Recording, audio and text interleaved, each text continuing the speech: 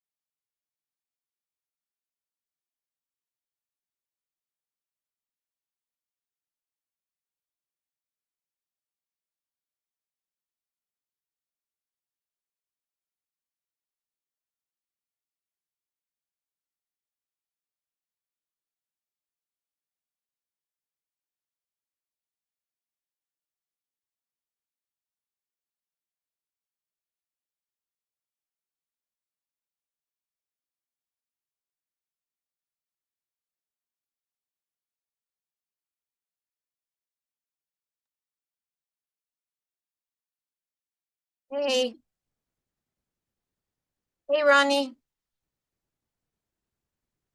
Hi, Penny. How are you today? Good. How about yourself? Good. We're gonna practice a few things, so I'm glad that you're online. That way we have another camera. Okay. Okay. So we're gonna put me on the focus, right? Hold it so that I'm on the screen. So who do you see on the screen, Ronnie? I see you. Okay, And and do you see that there's another participant? I do. Do you No see the camera. name? Alice. Do you see her video? No. Okay, that's what we want to do. Okay. So what's going to happen is everybody can see only me and themselves unless they want to come forward and ask a question or something. Okay. Okay, so we're going to practice on spotlighting you Okay. so so that you're up on the main screen with me. Okay. So Alice, you want to see if you can spotlight Ronnie?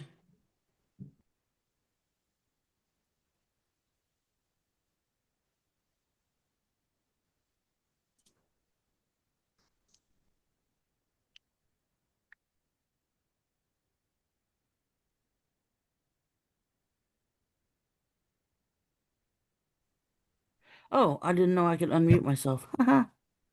It wouldn't let me a minute ago. Okay, in the chat, did you give me permission? No, I'm not a co-host. That's Oh, why I'm probably not seeing it. You got to co-host me somewhere. oh, how, that's why we're doing this right now, Ronnie. Mhm. Ooh, Ronnie, I like how your name is spelled. Oh, thank you. Okay, so then, So when you go to participants and you get a list of Yeah. participants, I think Oh, it's okay. I see There. that I've been spotlighted. So now Aha! what do you see? Just you, or do you, and I see me in the big, and then but I still see like your videos at the top. do you see me in the video or just Penny? I see both of you at the top. Okay, so when you spotlight someone, then they can see everybody else that's in the room. Good So to you know. see both of our videos on, Ronnie? I do. Yes. Okay. Okay. So that's not what we want to do then. Well, you can tell people if they want if you want to spotlight them, if they want to be seen to turn their video back on, or do we have the option of doing that? Well, and then I'm wondering too, Alice, is what I don't like is also that all of a sudden she pops up as the main person on the screen. I have an option here to remove the spotlight. You do? Yes. Should Okay, I click try it. it? What happens? It just is going to do that. I'm going to try something else. Hold on, because it also says allowed to multi-pin. Let me see what happens when I hit that. Okay. Uh, well, remove permission to multi-pin. It did nothing. Oh, But we also have in host tools. also, I want you to know, just in case we get some looky-loo that jumps on, Yeah, is you can remove them on that same yeah. drop-down screen. Yes, I saw in host tools remove participant, or I think I can just click on them, right? Yep, I can remove. I can put them in a waiting room. Stop video, chat, So, pins. Ronnie, who do you see on your main screen right now? I see all three of you. But who's on the big screen? Mm. It's like split view, so I see it All equal. three of us? Yeah. Uh-oh. All right. So, you want to stop whatever spotlight you've got going on. Oh, I hear it. Here, now it's me. Yes. Okay. What did you what did you have to go back and hit? I just went to that participant list and went to the three buttons Oh, gotcha. and then just put spotlight so that I'm the spotlight. Oh, word up. So I wonder, can we have multiple spotlight? Add spotlight. Ah, there we go. That's what I So, want. okay, but So go to the participant list, and on the right hand side of Ronnie, after mute, there's three dots, I'm on that and just say add spotlight, not and replace, add right? add spotlight. There we go. Now Ronnie and I are up front. That's Yeah. what I want. Now, do you still see me up top? Yes. Okay, so then we just need to tell people if they don't want to be seen on video to they personally can turn their video off. I think Alice, the reason she sees you is because you're co-host. Oh, okay. Well, then that means that everybody will see me though, and so I'll need to do that because my kid's in here with me, doing the thing, and Yeah, I'm following you. you know. So replace spot, make remain allow to allow multi put in waiting. Yeah, I think you're going to be the only one that needs to do that, Alice. Okay, so the only thing I'll need to do then, because I'll turn my audio, right, our audios will be off, is make sure people's audios are off, Okay. right? Like if they pop up and start talking, I turn them off, and then at the end I need to put those links in, and Hmm. then add spotlight when it comes time for questions. Right. And then if possible, I'd like you to participate too so that you can get something out of this tonight. Yeah, well, I mean, yeah. Besides that part, yes. Okay. All right. And then I'm going to ask everybody if they have questions to put it in the chat with question marks first, Hmm. right? Or raise hand. Yeah. So we'll get it down. And most people that are coming, I know, which is cool, huh, Ronnie? When we know Yeah. people in the room. Yeah. Yeah. I'm I still So know. spotlighted. I'm hoping my people show up too. yeah. So My Alice, you want friend, to my spotlight Ronnie? yeah. Yep. There we go. All right, so we've got, just about 7 minutes here. So if you ladies want to, take a break for a minute, go grab something to drink. Yeah, I'm set. Yeah, awesome. Okay. So I'm gonna attempt to find some music here that I was playing. See if I can All right, share the audio. I'm gonna turn my audio off. Okay. Wait, let me see some host tools. Unmute. So no, I was just trying to see if there was.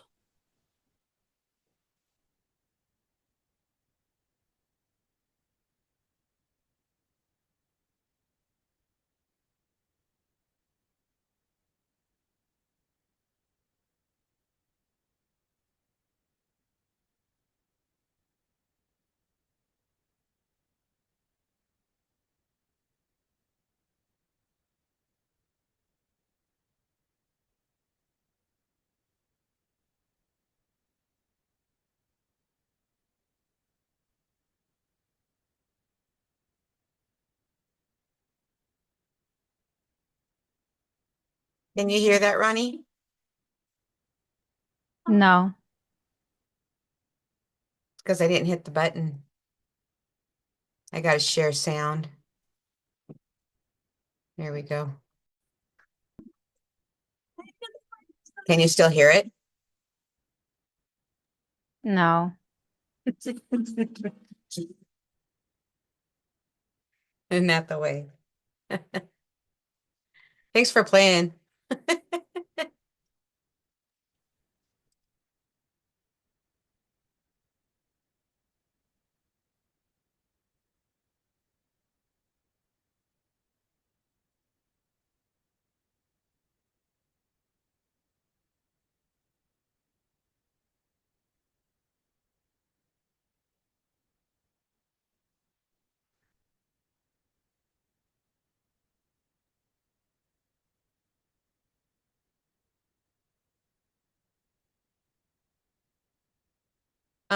I realized I forgot to send the handouts, Ronnie.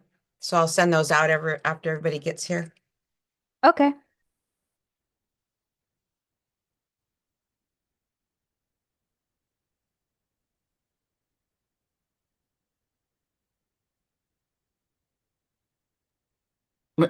Can we share them in the chat, or do you have to email them? I can do both. Oh, nice.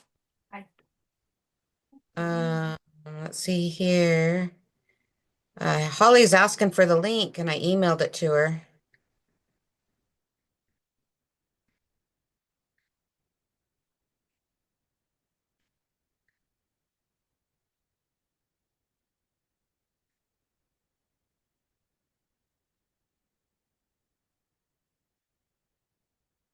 All right, let's see where she's at.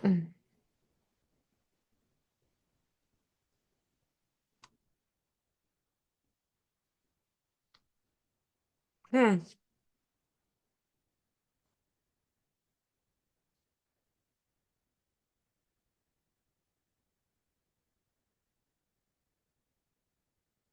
Well,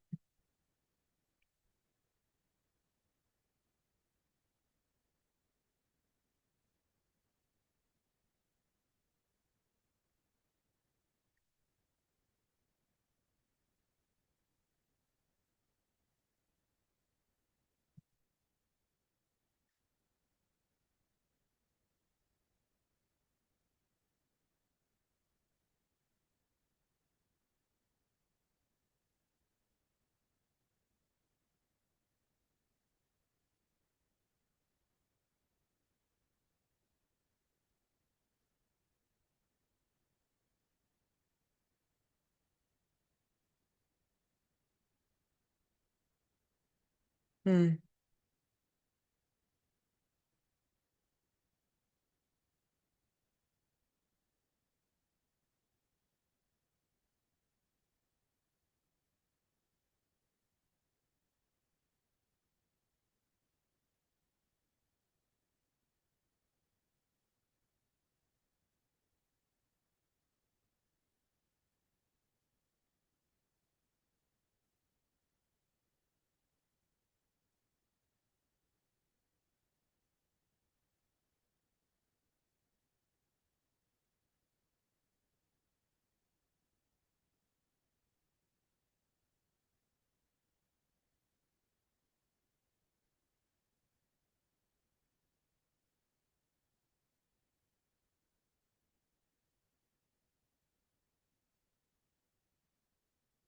Ronnie, did you get the email? I'm assuming, right? Yes, I did, but yeah, there were no attachments. Yeah, okay. Someone just said they didn't get the email, so I don't think they registered. But I know her, so she texted me.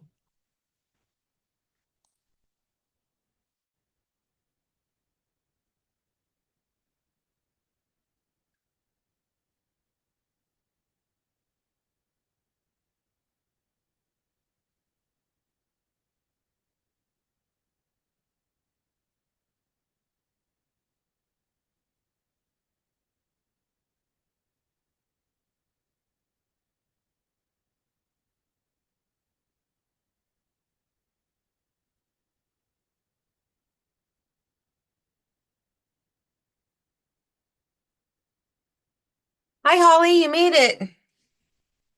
Yeah, I did. I was like Uh, really worried. Keep an eye and I didn't see it, so. did you go through the registration process through Eventbrite? Mm-hmm. Um, do you have a different last name, Holly?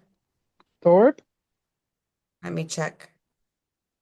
Thorp.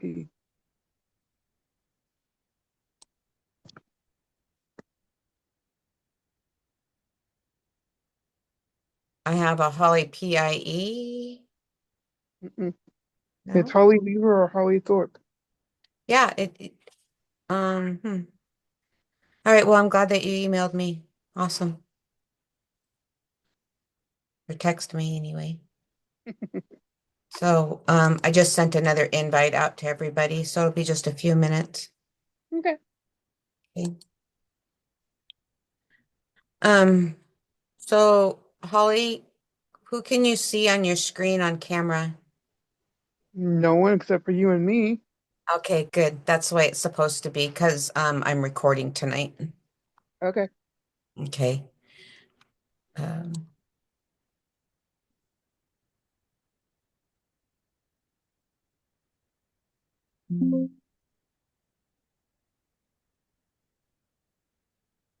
You're a little pixelated every few seconds, but that's about it. really, that's interesting. I'm saying from my side, you look pixelated. I'm not saying. Yeah, I'm not seeing it on this side. Oh, okay.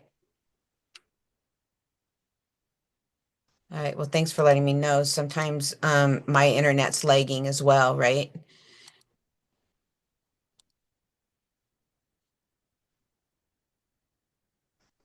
Well, we can just go ahead and get started with our beginning intros here and then also kind of introduce yourself, but then also kind of talk about what you're grateful for today and maybe something that good that actually happened today.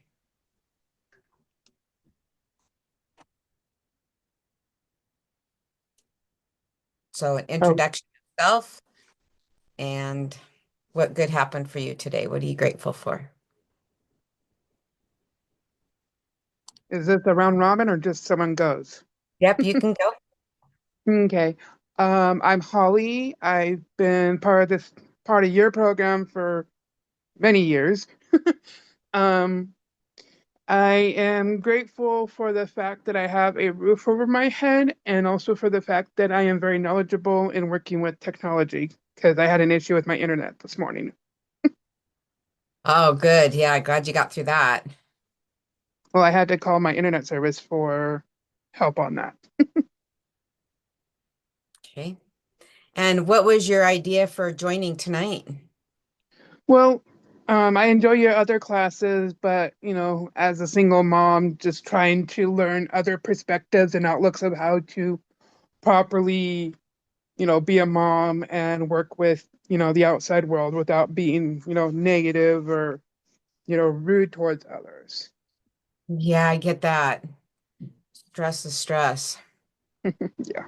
Yeah. Okay.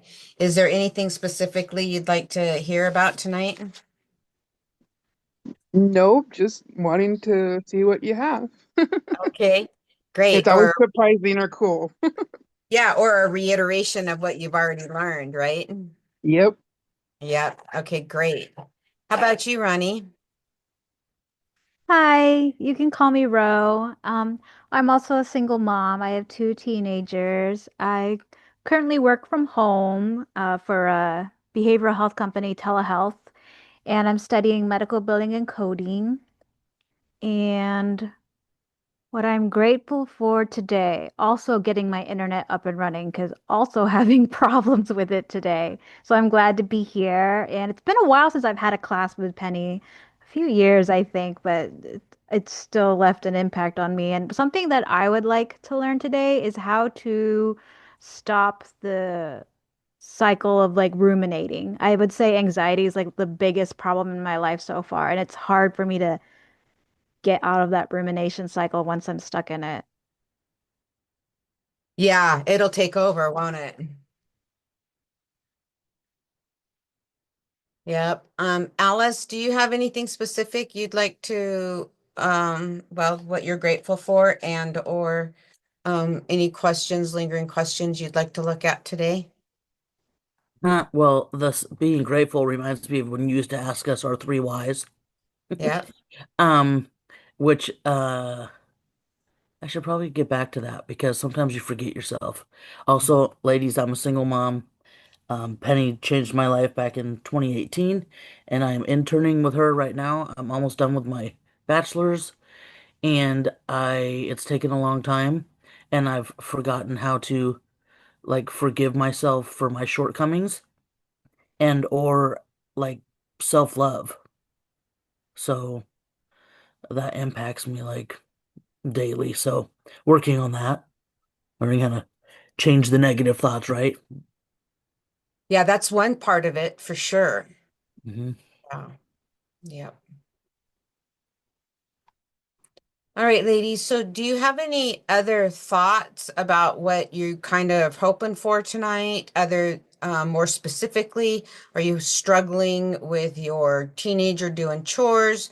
Are you struggling to transition into employment and getting out of the house? Maybe even that can be a simple struggle. So you don't need to say it out loud, but write it down. Okay. Um, what's kind of been going on for you because we're unable to change what we don't acknowledge. And so let's look at something. Okay. And I'm going to ask you to do this again in a few moments. But kind of let's look at some things in our world this tonight so we can get some clarity on them. That's a really big piece for me that I'd like to make sure we hit tonight.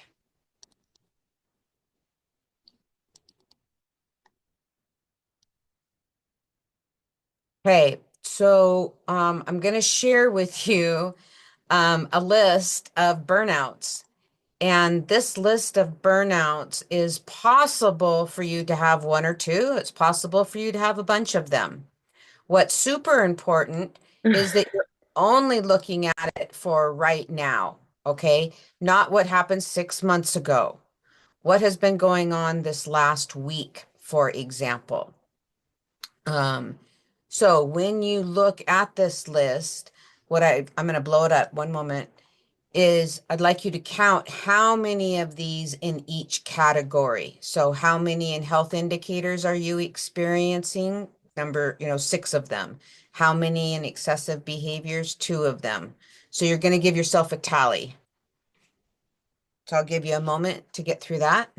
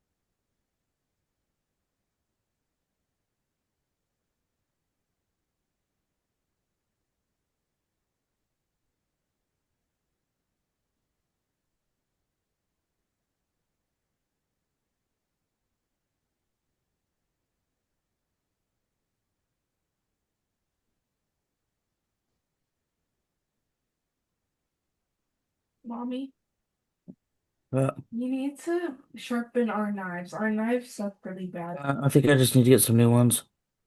You want to mute yourself, Alice? Oh,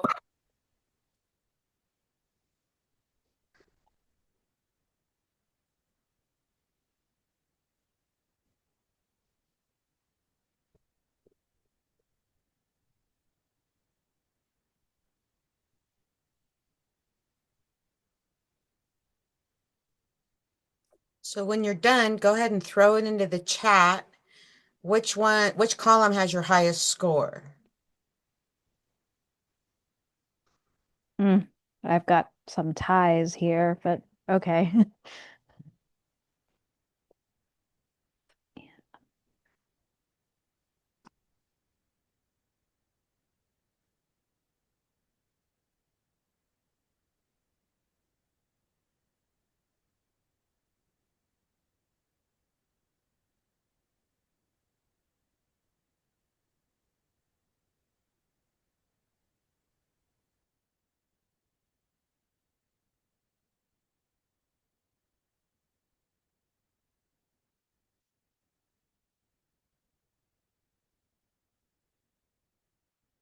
Something emotional.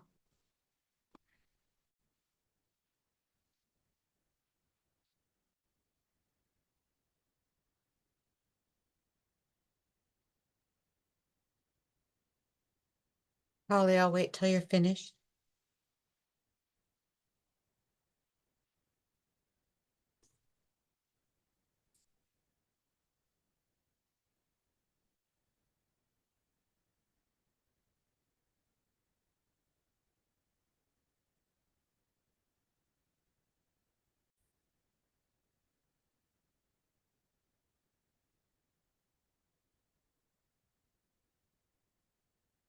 Anybody have any questions on what some of these words mean or what they look like when they're put into actions?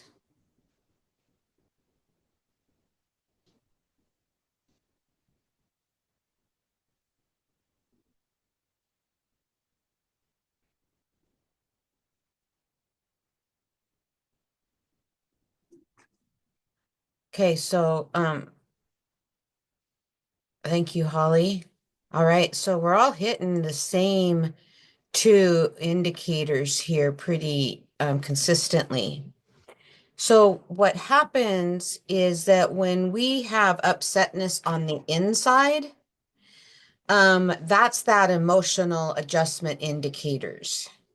And when we don't know how to manage them or we haven't been effective in what we have been attempting to do to manage them, then what happens is those symptoms start leaking to the left and to the right.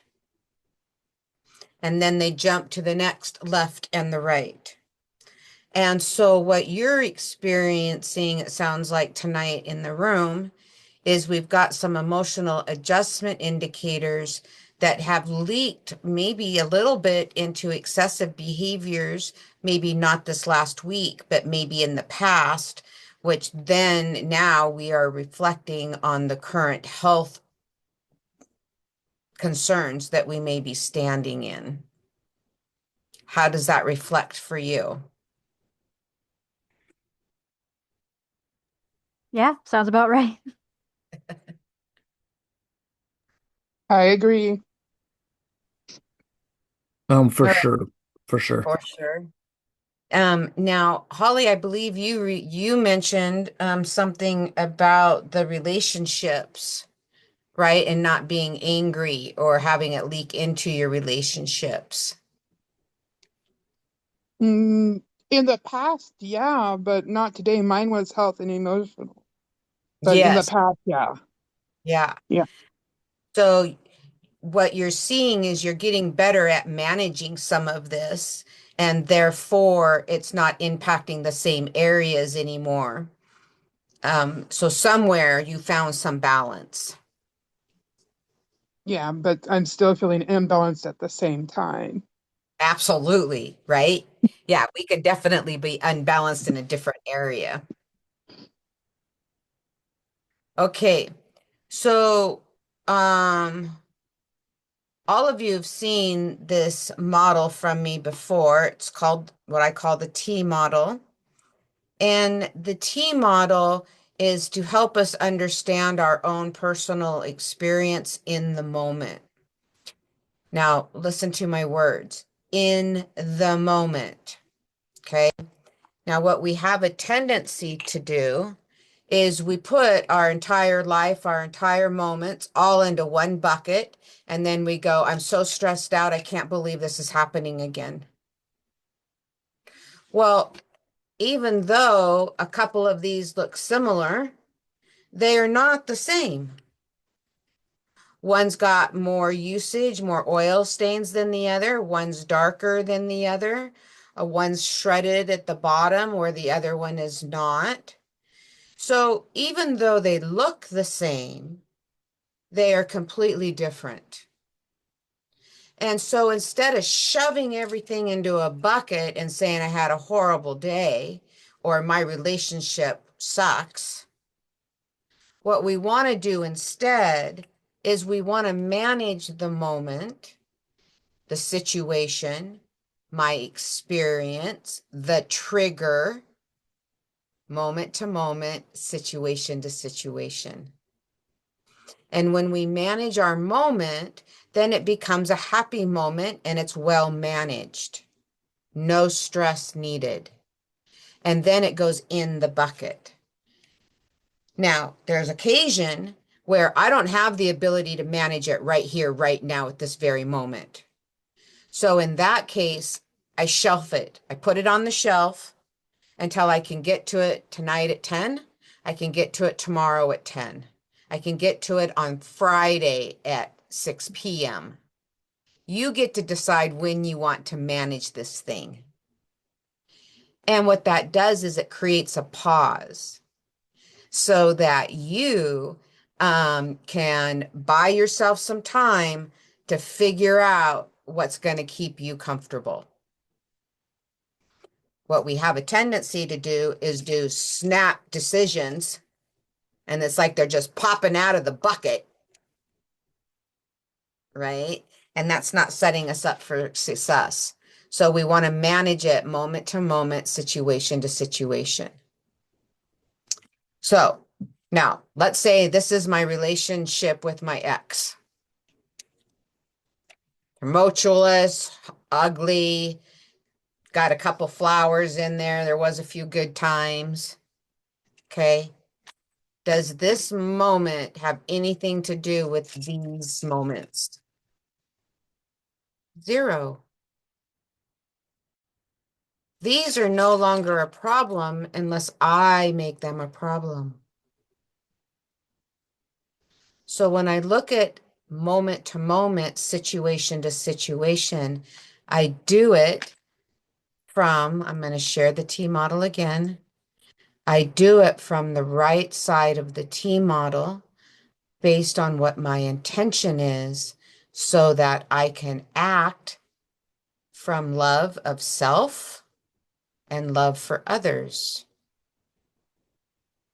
And so a lot of times, ladies, we get it really confused that when we love self, that it's got to be this huge thing or that we put ourselves on the back burner.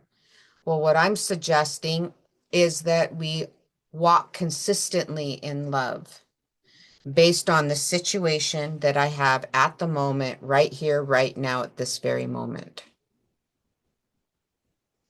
So what questions come up for you on that so far? Or comments?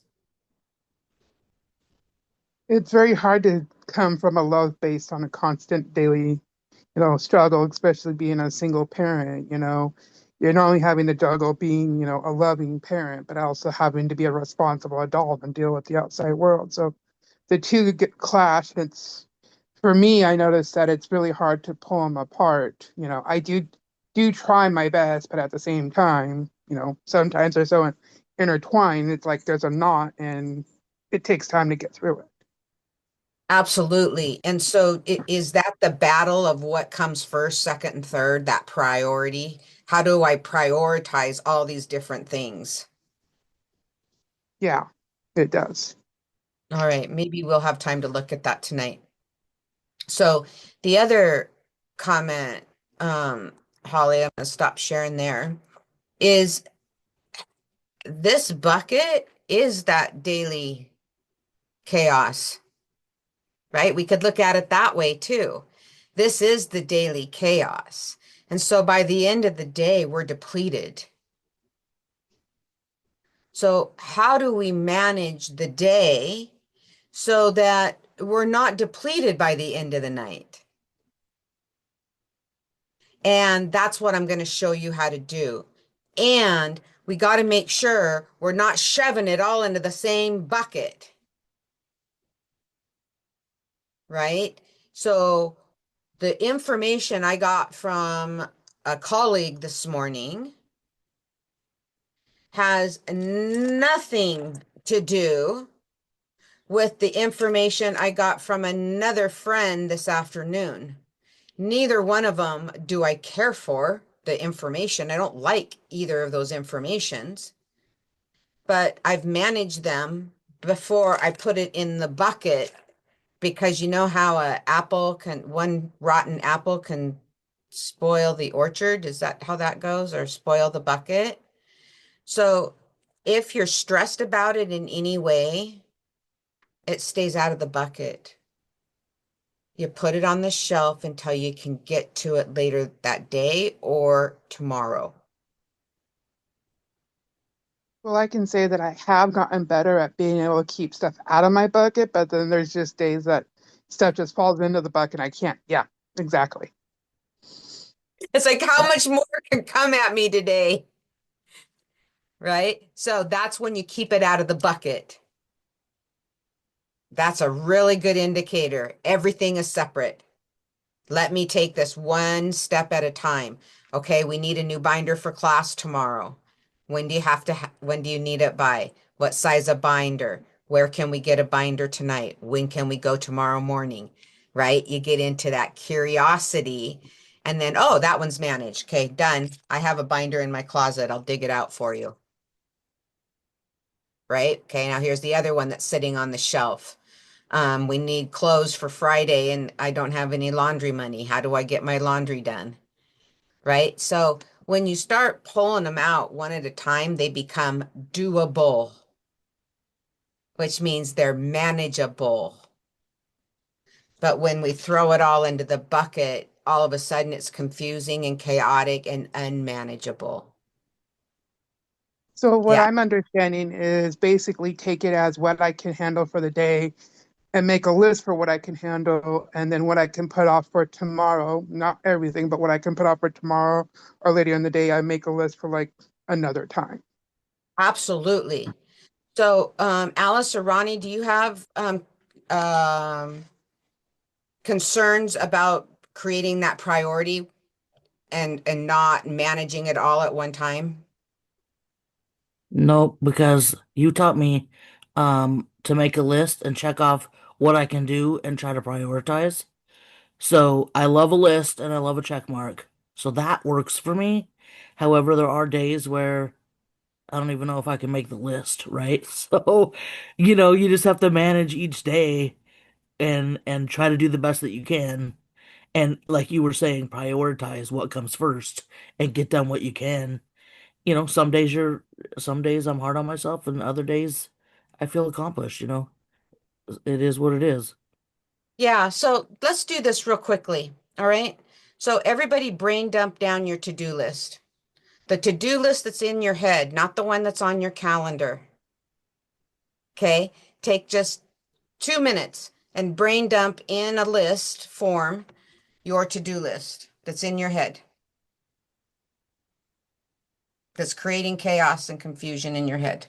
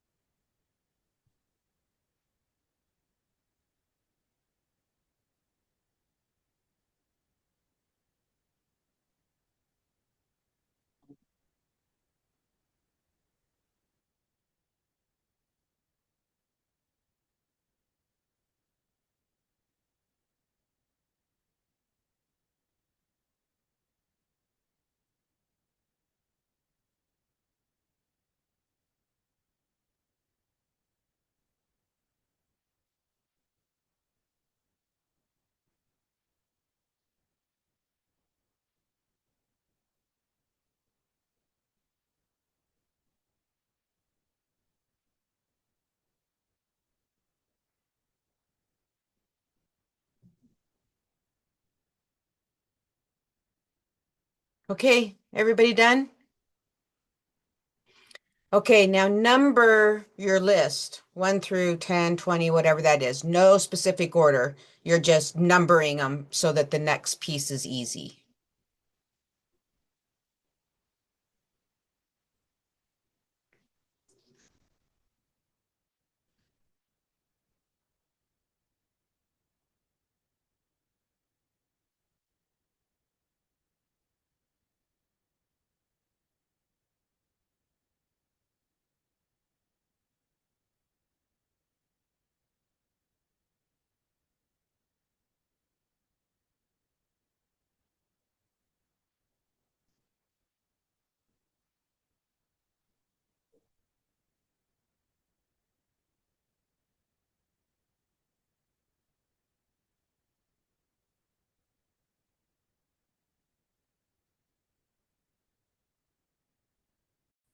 Okay, now looking at my screen, you're going to determine number one, the number one thing that you numbered number one.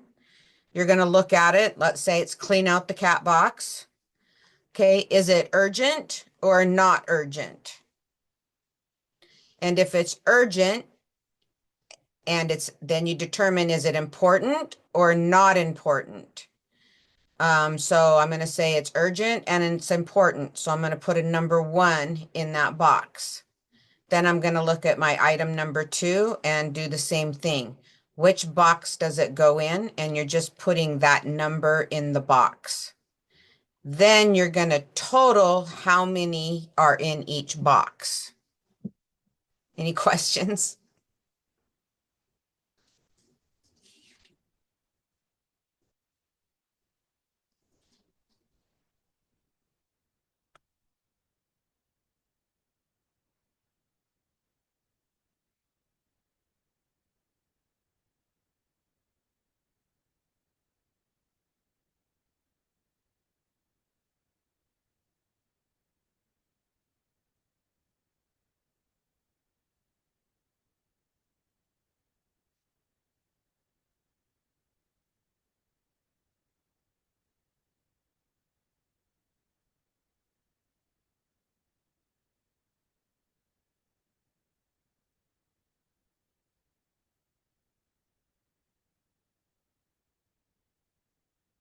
Let me know when you're done, please.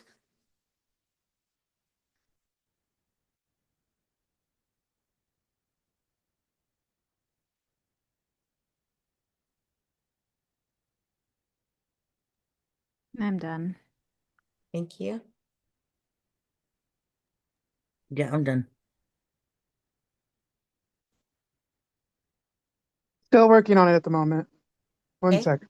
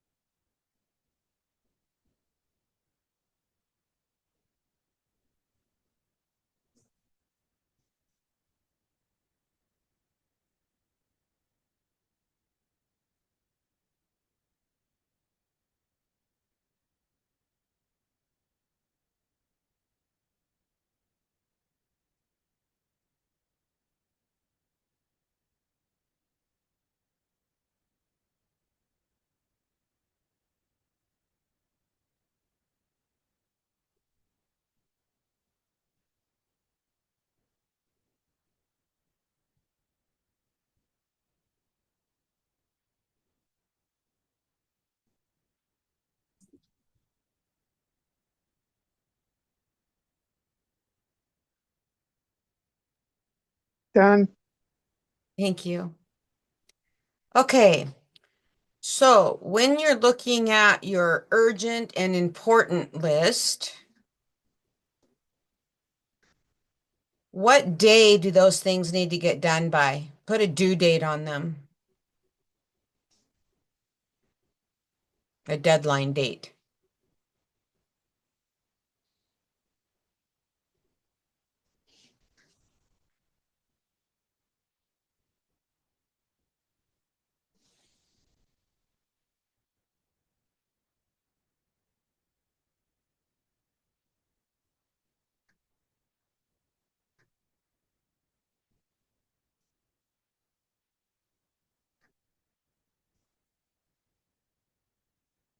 And if you were supposed to have them done last Tuesday, then put down last Tuesday's date.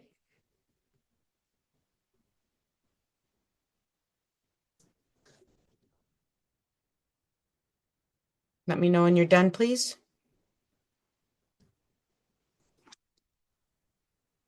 I'm done. Thank you. I'm done. Thank you. Done. All right. Now, how many of those dates are today's date, 5/21 or 5/22?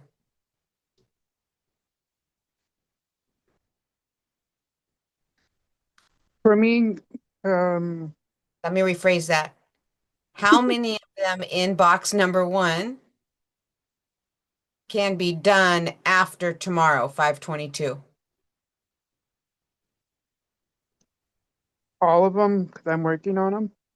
Okay.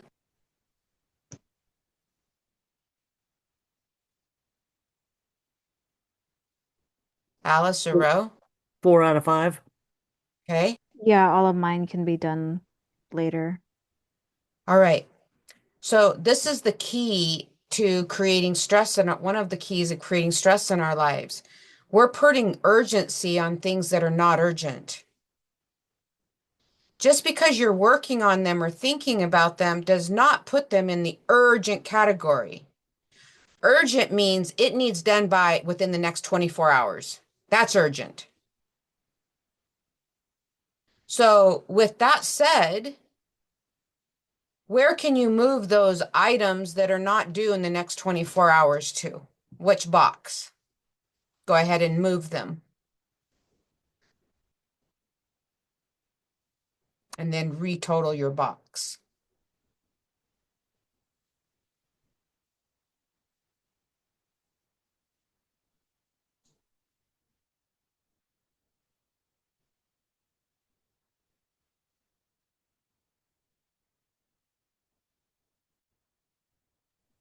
Done. Thank you.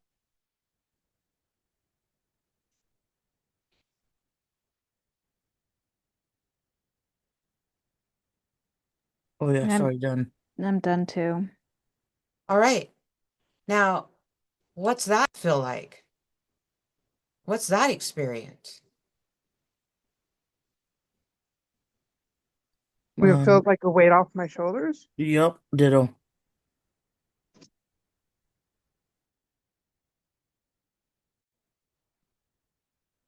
So we're putting pressure on ourselves where pressure need not be. Now, are some of those going to move again tomorrow? Absolutely. Okay, now I'm going to pull up another item for you to look at.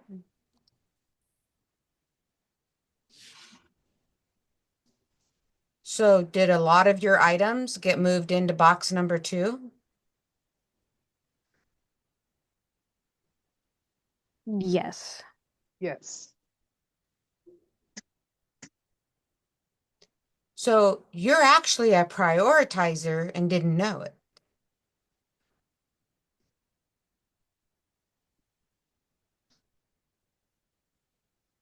Not giving yourself credit for it. Well, that's good to know at least.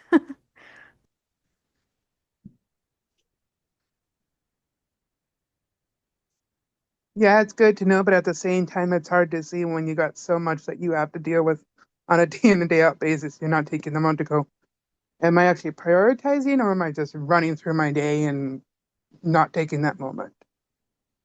Yeah. And so I'm hoping that when you realize if it's not do in the next 24 hours, it's not urgent, that will allow you to kind of calm down and buy yourself some mental time to go, oh, yeah, that's right. I'm going to mail that in a week and a half. Now I'm planning.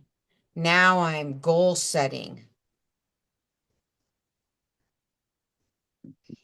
And the reason these shift is because things shift priority based on timelines.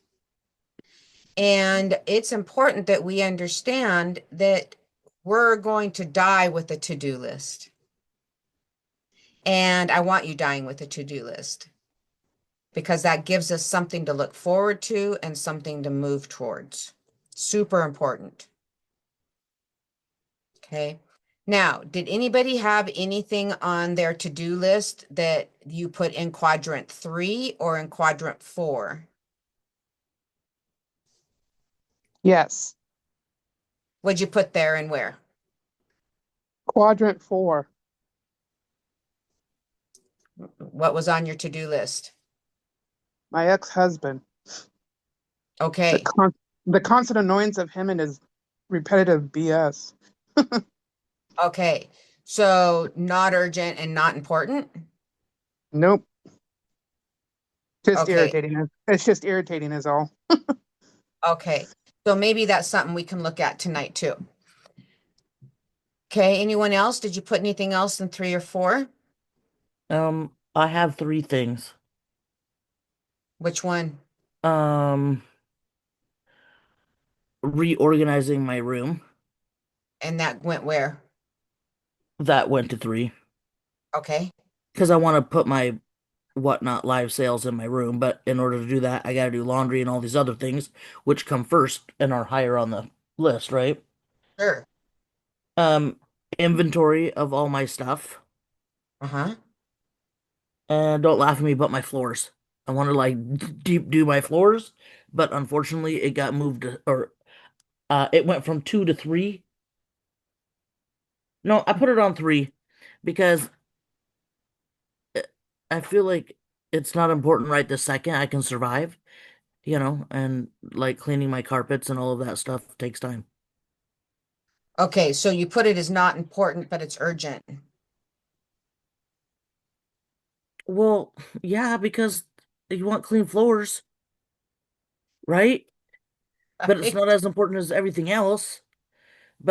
Listen, I've lived in this apartment for what, 6, 7 years now, and they've never had the clean floors, and it's starting to look like it needs to happen. So I see it every day, and in my mind, I'm like, I need to get this done, but I also don't have the money to get it done, or the energy, or the power to rent one and try to do it myself when I've never done it. So Got it ya. just becomes a thing that every time I see a spot, it's in my head that I need to do this. So Okay. that makes it urgent to me. Question. To um Alex. Yeah. I'm hearing what you're saying. What kind of floor do you have? Carpet, mostly carpet. Are you Linoleum in the looking bathrooms. I'm just in an apartment. So are linoleum's in the bathroom in a couple areas, but I suck at it. And then, you know, Yep. are you looking for like a carpet cleaner that you don't have to like rent out to be able to clean your carpet with? yeah, well, my friend has one, but she left it here and I was trying to use it and I'm not doing it right. I made my carpet all wet. I'm Oh, sorry, I have to laugh because I tell people I not only do I hate cleaning, I suck at it. And I'm sorry, but if people laugh at me and they think it's like a buyout or like a cop out, and then they'll come watch me and they're like, move over. You don't even have the right tools. Let me show you something. I used to have a friend come over and clean my house. If you'll cook me food, I'll come clean your house. And I bought this big old fancy mop and this mop thing, and she's like, girl, she went up to the store and got like rags and did it with her hand and had it done in half the time that it took me just to set up my stupid mop system, right? yeah. Like, so I really, for being efficient and liking to set up or streamline things to make things faster, when it comes to cleaning, I just don't got it. I Okay. just, So I'm going to interrupt here. yeah. So what happens a lot of times is in quadrant number 3 It's other people's urgencies that are not important to us, but we allow them to interrupt what we're doing. And therefore, we become the yes man over time, which means we're not prioritizing our time, we're allowing other people to interrupt it. Now, what I found interesting, Alice, as you're talking about your floor, is that maybe you put it in the urgent and not important because you keep getting interrupted to be able to get this done with as many people as you've got in the house.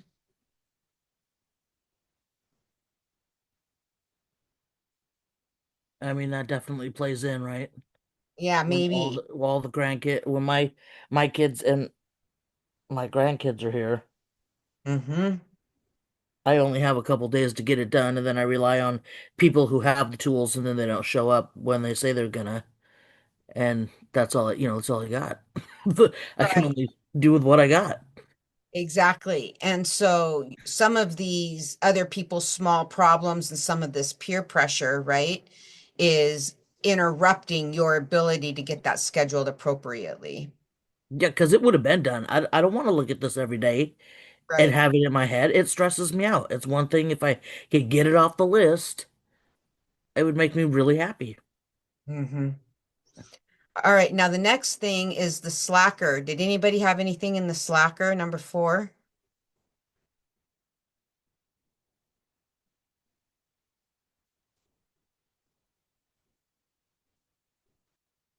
Yeah, typically the slacker doesn't end up on a to-do list. Right? The slacker is our time wasters, the things that are eating up our time and energy. And so, because they don't end up on a to-do list, right? They are actually time stealers. And so you want to be super careful about how much of your time wasting you're doing, and then find yourself some routine and limits around that.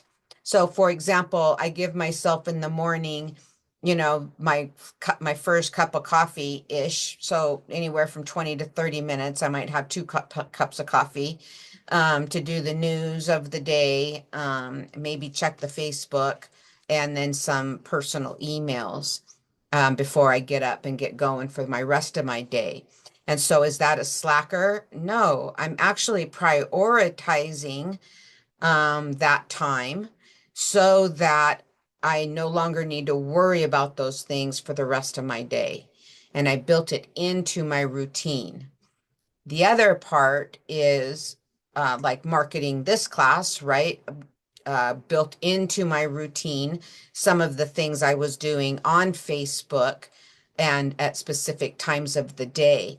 That way it doesn't become me just endlessly scrolling. I'm actually very intentional about getting on and when I'm getting on to the social media of the world. So, thoughts and comments on learning how to prioritize and how that impacts your stress level.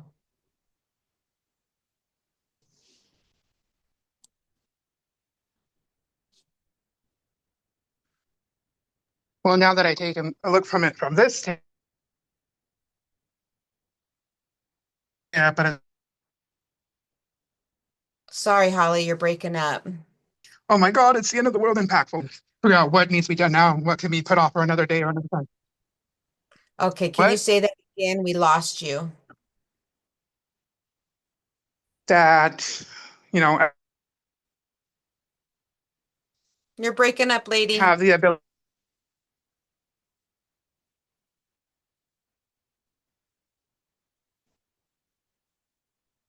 Sorry, Holly, we can't hear you. You're breaking up really bad. You might want to get into one location. Ro or Alice,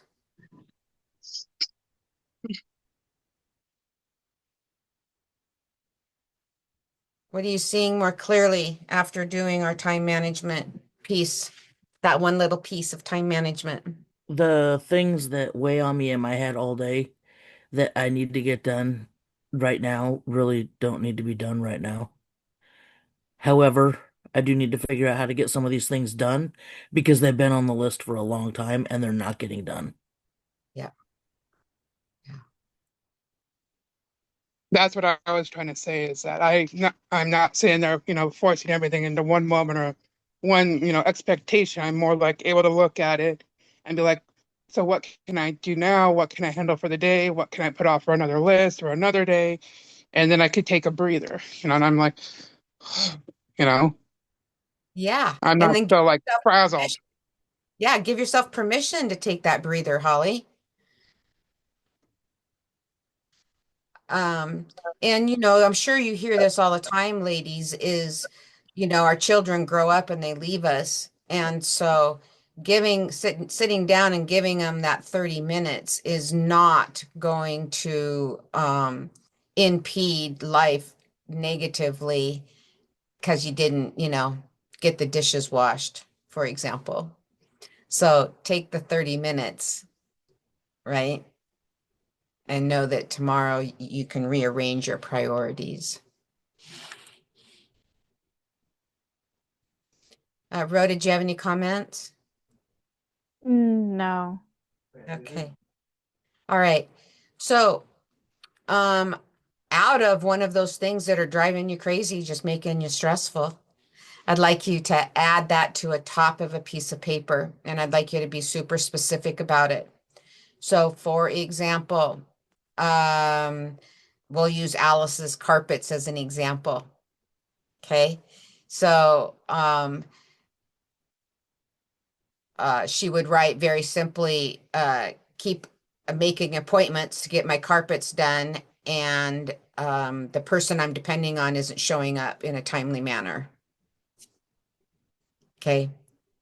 So whatever, and that's specific. Last Tuesday, they didn't show up. So make it specific time and day, not just ever.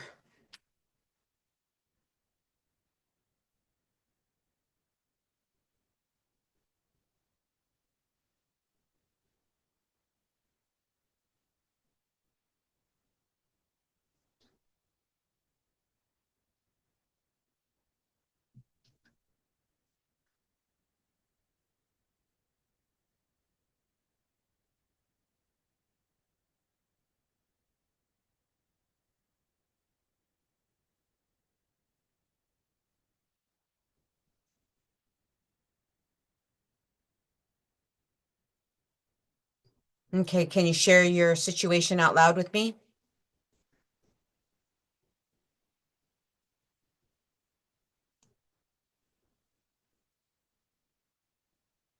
Well, I did my carpet.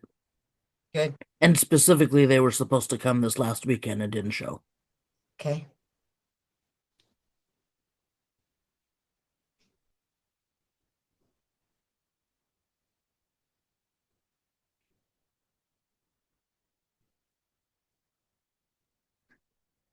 For me, the top one would be getting Bella rehomed because of the fact that she's getting to a point that I can't manage her anymore between her health and her want and destruction of my house. So Okay. And so are you trying to rehome? Find another home? rehome her or put her in with a rescue. She's like 9 years old and diabetic and blind. And I understand she's a dog and I understand she has, her hunting instinct, but at the same time, she, basically uses her nose to get herself in a lot of situations that she should not be getting into, Yeah, it's her especially with only. her being diabetic. Oh, bummer. Okay, yeah, that's a good one there.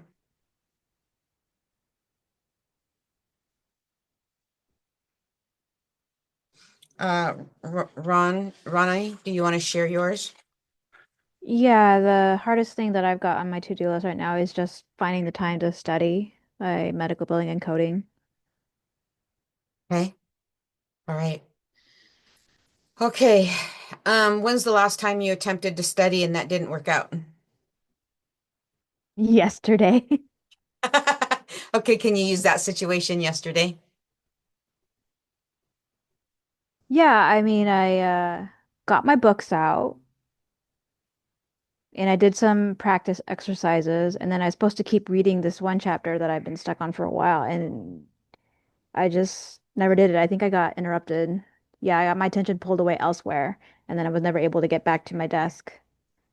Yeah, yeah. Okay, and then you're working also, right? Yes, I work nights. Hmm. Okay. All right, ladies. So those are really some good examples. Now, what I'd like you to do now is I'm going to share a document with you. And I would like you to write out sentences that you are using either in your head or out loud regarding this situation that uses this language.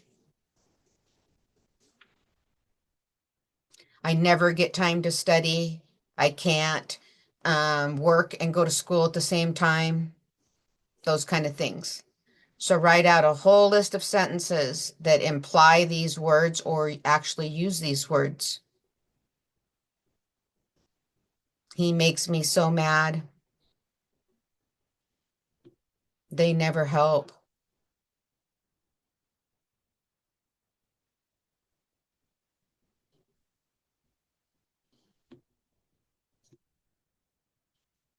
And remember, this can be a thought or it can be something you're actually saying out loud.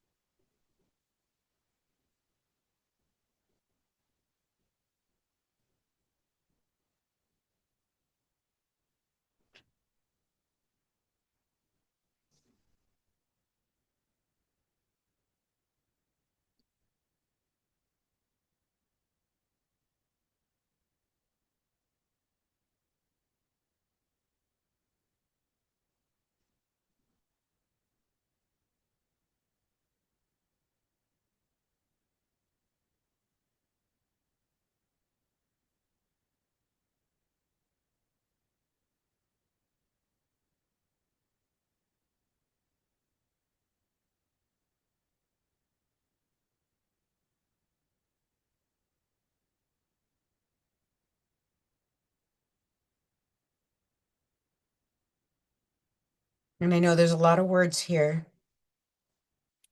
Just let me know when you're done.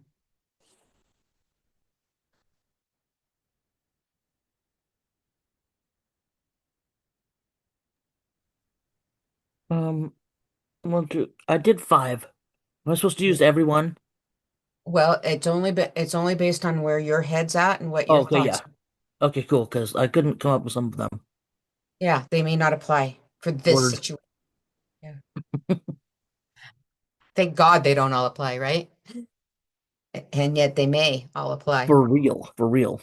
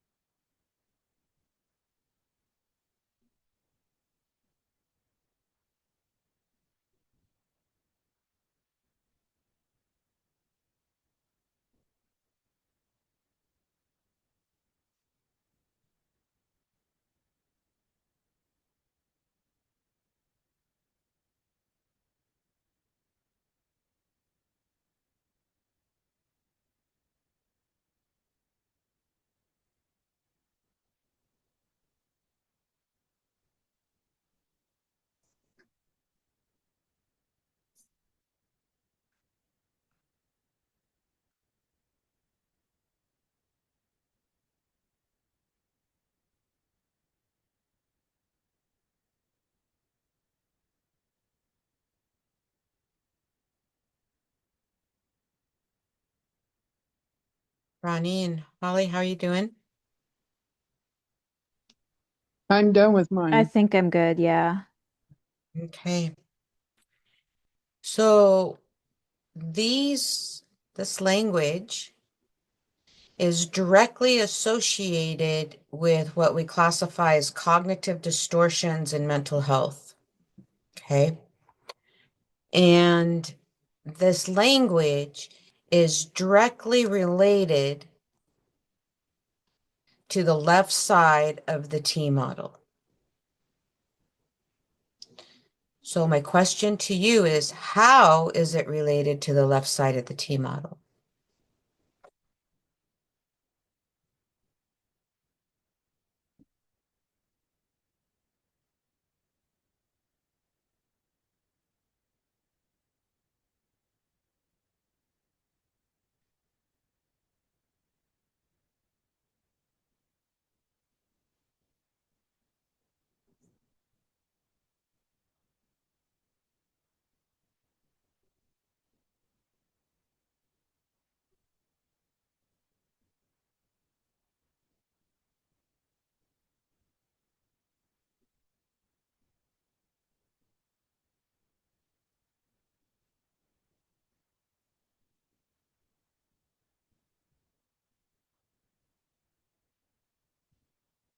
Okay, so let me ask a different question. Looking at your sentences that you built around these words, okay, now back to the T model. I want you to circle your pronouns in those sentences. Down here in the lower left or lower right. Circle your pronouns.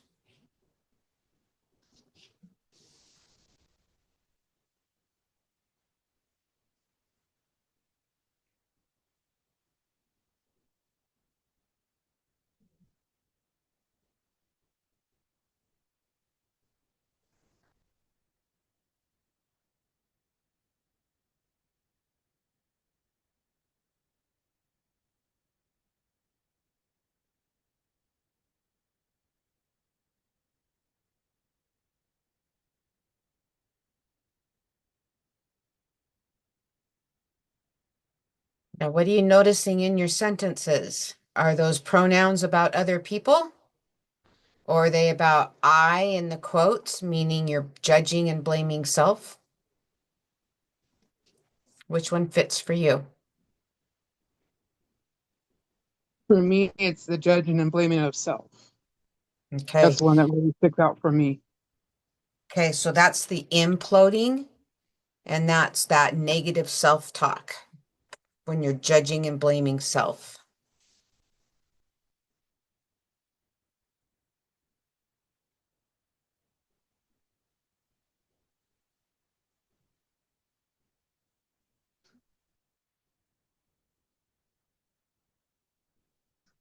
You other ladies, what are you noticing?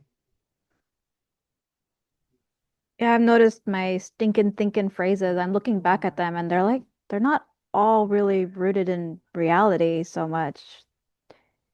They're just what I think, but they're not actually true. Yes, I'm glad that you recognize that. And then what pronouns are you using in them? Oh yeah, the other people. Yeah. Okay, so any comments, Alice? Mm, Mine's she, her, I, right? Maybe I'm confused a little bit on my. I mean, I get what you're saying, right? I'm blaming somebody else, but so am I. I said she never shows up. Why won't she follow through? Maybe her husband won't let her because I think he's controlling. And what if something bad happened to her? And how come I can't figure out how to do this myself because I'm an idiot? Like you're. How can you not clean a carpet, right? Like it's getting really obvious that I need to go another route on this. Um, and I know that. I guess I just don't know how to move forward without the financial resources. If money was no object, this would be done. Right, You know? right. Okay, and you're absolutely right, Alice. And yet at the same time, you're the one that has these thoughts. You're the one that is carrying these pronouns, focusing in on what other people are or are not doing. And what happens here, ladies, is when we focus in on what other people are or are not doing, we are now becoming a victim to their circumstance. We've become a victim to what they do or do not do. We become judgmental and blaming of them and or their situation. Listen carefully, based on our feeling about the situation. And so when we give our feelings a voting right, we become emotionally driven, and then we become a victim of our own feelings and emotional unregulated craziness. I lived there forever. And it's based on a fear that you have. So the concern might be legit. However, we've now turned it into something it's not, like Ronnie was saying.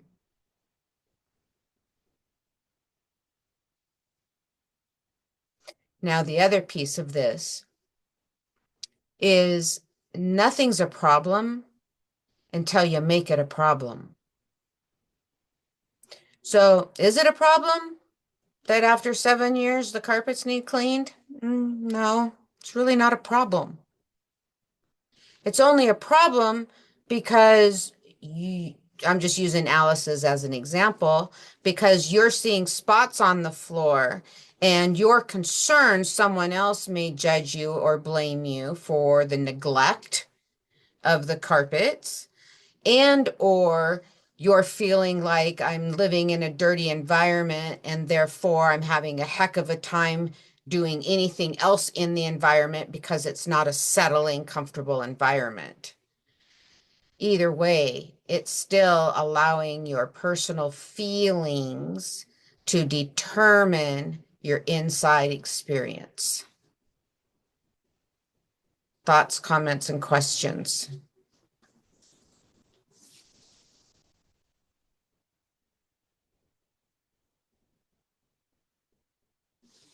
This was a big one for me to get my head wrapped around. Yeah, I have a question because I always thought I was a victim of other people's circumstances, but what you're saying is that I'm actually victimizing myself. Yep. You're your worst perpetrator. Oh my gosh, I need to like sit down and think about it. That was huge. Yeah. And Ronnie, it happens a lot of times because we have been victimized. We were a victim as a children. We had no control. We had no locus of control in a lot of our cultures, right? Or the way that we were raised. And so that alone can rewire our brain and get us stuck in an emotional driven behavior. I have belonging issues. I'm child number 4, and everybody's 5 to 10 years older than me, right? So I was raised being told what to do. I was overparented. So I became a victim to everybody else's opinion and what they want and what she said and what I'm supposed to be doing. And then I couldn't move forward with doing anything because I couldn't meet all of their expectations simultaneously. And then you add the abuse, mental, physical, emotional abuse that I went under for at least a decade, consistently. Okay. That rewires the entire sympathetic, parasympathetic nervous system. And what happens is it gets stuck over here on the left side of the T model. And then we cycle in victimology. Now, do we know we're there? No, I didn't know I was there. Matter of fact, I thought I was doing everything right. I had a smile on my face and I was really kind until you pissed me off. And then I became explosive. And so really what was happening is somebody would say, "Oh, what do you want to do Saturday night?" Now that's the T in the middle. Okay. Getting new information. That's the T, because the T is temptation, trauma, tears, tyranny, temptation. Every time we get new information, it throws us into transition. And so when we get new information, oh, also trigger. How about trust? Those are all great T words. Okay. When one of those bump against us, we only have three options. We can go numb, nothing I can do about it. Yeah, it is what it is. I guess I'll just be the follower. Well, I don't want to open my mouth and cause any conflict. Oh my gosh, no, I'm just going to do what they say. And we're doing that out of our concern, which is a fear-based, and our feelings of being uncomfortable. And someone might say, "What do you want to do Saturday night?" And if you've been numb and you've created the behavior of numb, "Oh, I don't care. Anything you want to do is fine with me as long as we're together." And then 3 weeks later, we jump into reactivity. "How come you never do what I want to do? How come you never take me where I want to go?" And we jump back and forth between this numb and reactive behavior. It's actually called passive aggressive behavior. I was stuck there, thinking I was doing everything with a smile and kindness.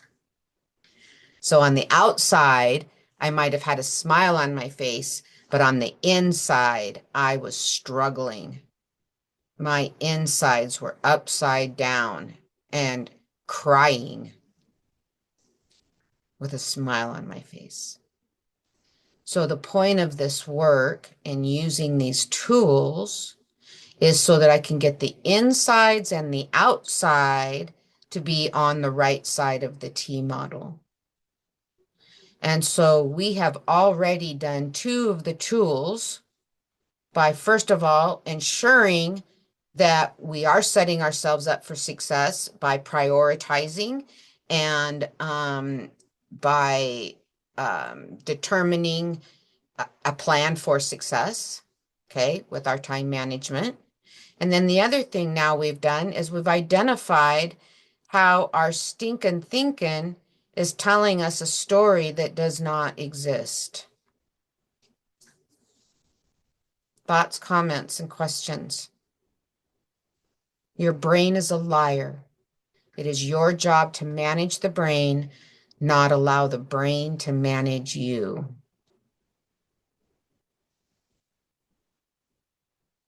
I've been sitting here having aha moments. Great to hear.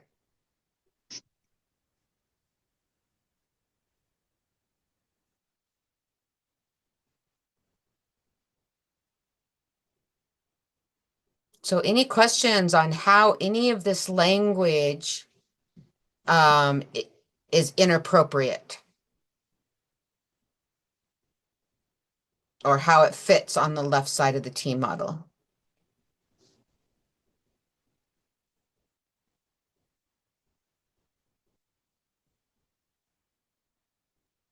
I'd say at least a good share of them fit on the left side. Yeah, and in all actuality, all of them do, okay? Because every one of those words throws somebody else into defensive behavior because they receive that language as judgment and blaming. They receive that language as you're rejecting their idea or their need or their want.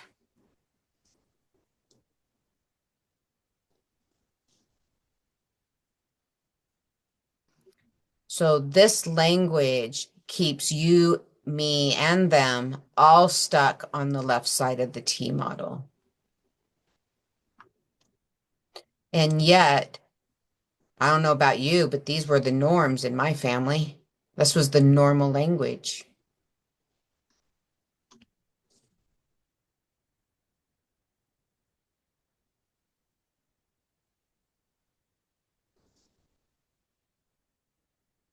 Okay, let's take a quick break. Let the blood get back to our feet. And then when we come back, we're going to look at what language to use instead and where we can find our empowerment in those situations that you're standing in. Okay? Okay, so 10 minutes. Yeah. Okay, we'll be back at 7:25 then. Okay. Okay, bye. Perfect.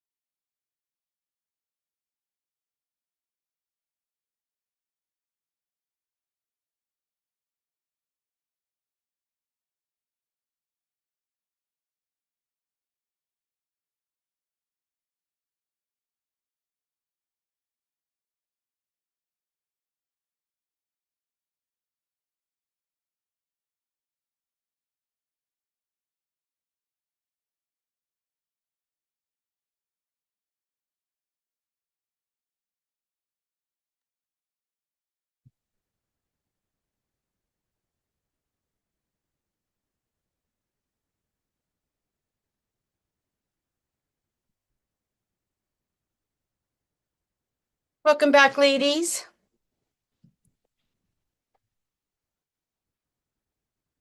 Appreciate you having your cameras on. I'm the only one that can see that you have your camera on. But it helps me interact a little bit better. Uh, um, again, I'm the only one that can see you. Okay, so during break, what kind of new awarenesses came up for you? What kind of thoughts did you carry around what you've learned so far tonight?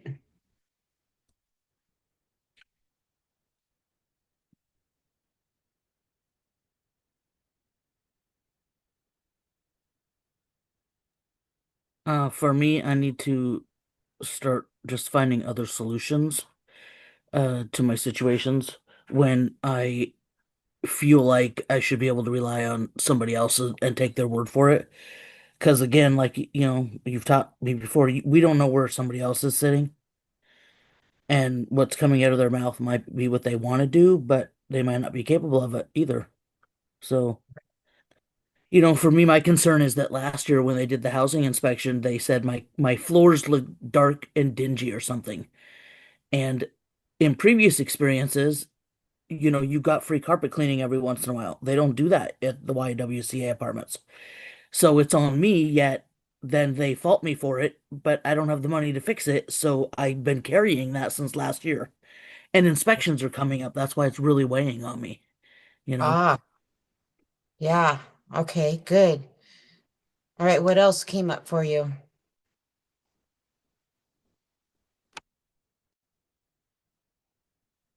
Or either any of you? What are you seeing a little bit more clearly? I think I'm being really hard on myself, Okay. and I don't have a good reason for it. I don't know. My expectations of myself are so much higher than what I expect of like other people, and it's like, why? Why do I need to? Why am I so hard on myself? Yeah, I have answers for that, but we'll see if we get there tonight, okay? Someone I else? Yeah, I agree with what Ro is saying, where, I'm really, critical and hard on myself for others, but I can't control what others do around me or whether they're there or not. But what I can control is the fact that even though I have done a lot of improving and growing over the years with your help, I'm noticing that it may not be consciously, but subconsciously, I'm falling backwards towards the victimology and using the stinking thinking instead of taking the time to properly sort things out in my head to have proper conversations. Whether I'm in a good mood, bad mood, irritated, frustrated, I'm not taking the moment to stop and think about what's going to come out of my mouth. I'm just basically dumping on someone else. No, You know? gotcha. And it's really hitting home. And I'm just like, and my sister, who has basically been my other key support next to you, has been politely reminding me of these things, but I have been basically ignoring them. I've been like, oh, it's just you, it's just you, it's just you, blah blah blah, and pushing it back off on her. But with doing your class and stuff, I'm actually taking a moment to go, okay, it's not just you, being you and all that. It's you're actually saying, hey, this is what I see from the outside, and you just need to take a moment to stop and take a look at the situation and maybe not exactly calm down, but maybe wait till cooler heads prevail to handle certain situations. Don't just go full bore roar into it and expect a outcome that you want out of it because it's not going to be. Absolutely. Other thoughts or comments before we move on?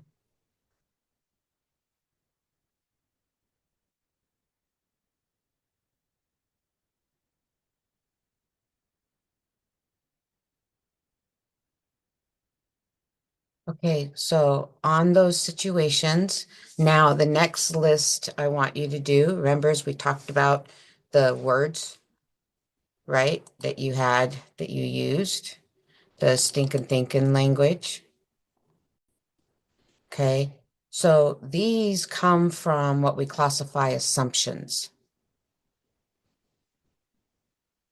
These are assumptions. Like uh, one of you mentioned, is that I'm telling myself a story that doesn't even exist. So we're creating stress where it need not be. So what I'd like you to do now, and I'm actually going to bring up a different document. One moment. So what I want you to do now is based on that situation that you're currently analyzing, what do you know? What facts do you have? Not what assumptions you're making, but what facts. So I'd like you now just to brain dump down a list of facts. I'll give you a few moments to do that. Let me know when you're done.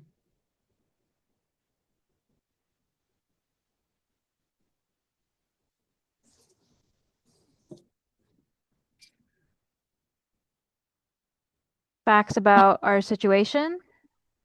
Yep. So like we'll look at Alice's rugs, right? What are the facts we know about that? She has an inspection on, I don't know, June 10th. Okay. Facts are last year they said that her carpets look gray. So all the facts that you can come up with on your situation, write them down. Is that helpful? Yes, thank you. Mhm.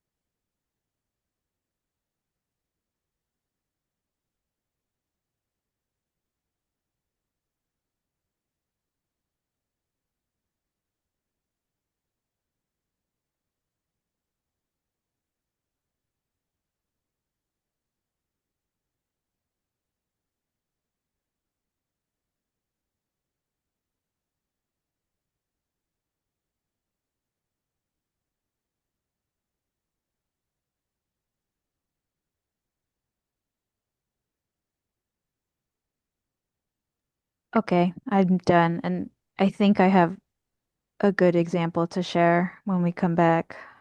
Okay, thank you. I'm done too. Okay.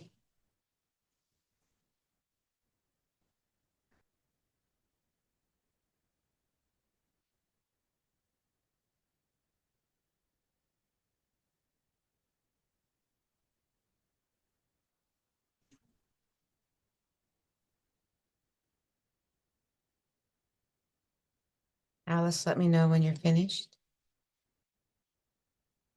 Sorry, I thumbs up. I did. Maybe you didn't see it. I've been done. Okay, yeah, thank you. Appreciate that. Okay, so what are you seeing more clearly? Or what are the facts that you now know, that you know? What's going on there?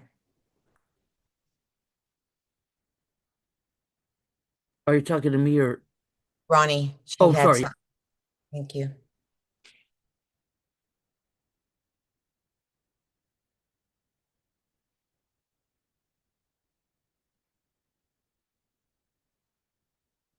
Ronnie, I can't hear you.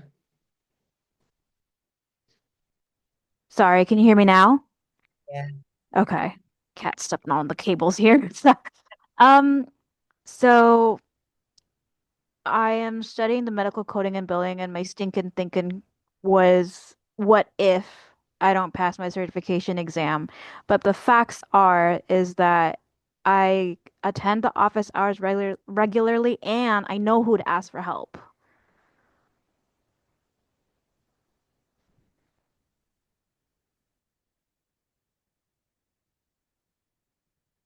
Nice. Okay, what else do you know?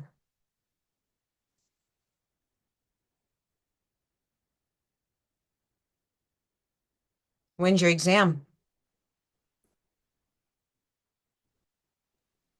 I don't have it scheduled yet. It's whenever I finish my course. Okay. How many words do you still need to memorize yet? Um, I don't know. Like my program deadline is, I think it's August. So I Okay. have until August to study.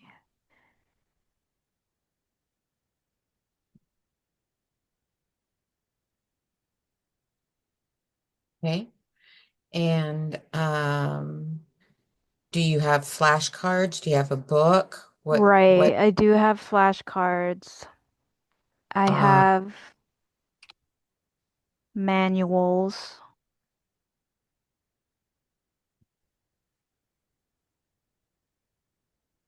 And my program, they pay for 2 exam attempts. So if I fail the first one, I still got one more.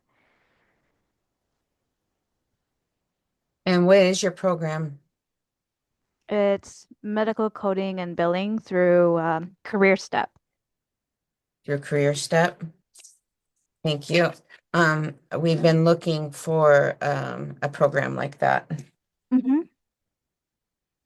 If you could share anything with me, I'd appreciate it. Sure. What else do you know? I love the learning, Great. What else do you know?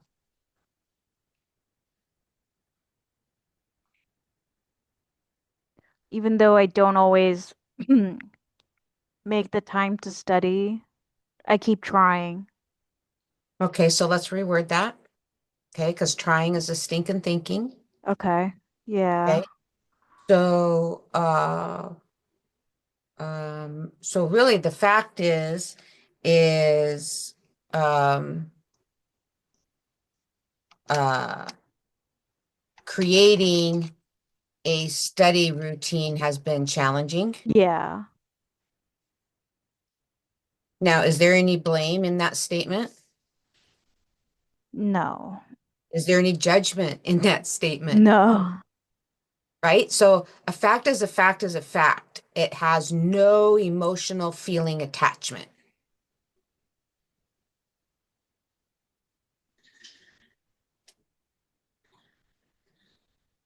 Oh, I see what you're saying. Yes. Okay. Okay. What else do you know?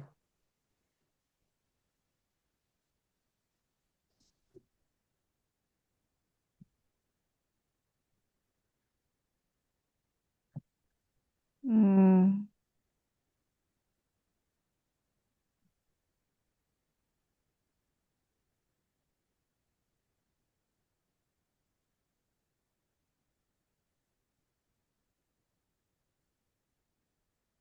So what have you done really well at?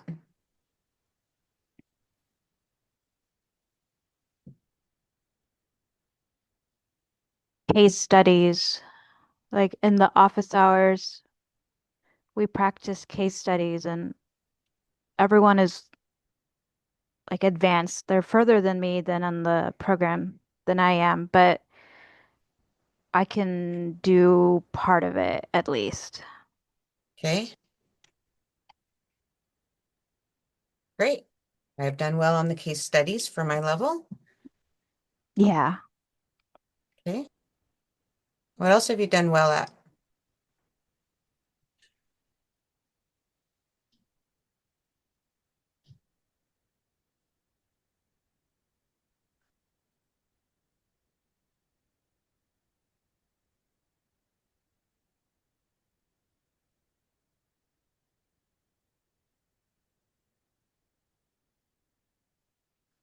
I have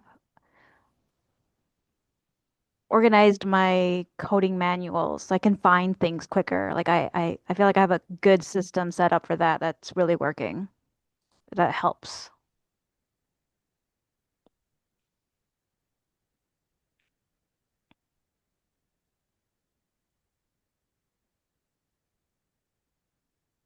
Fantastic.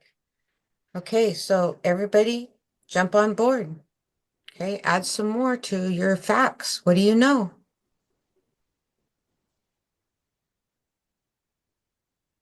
What are the facts of this situation?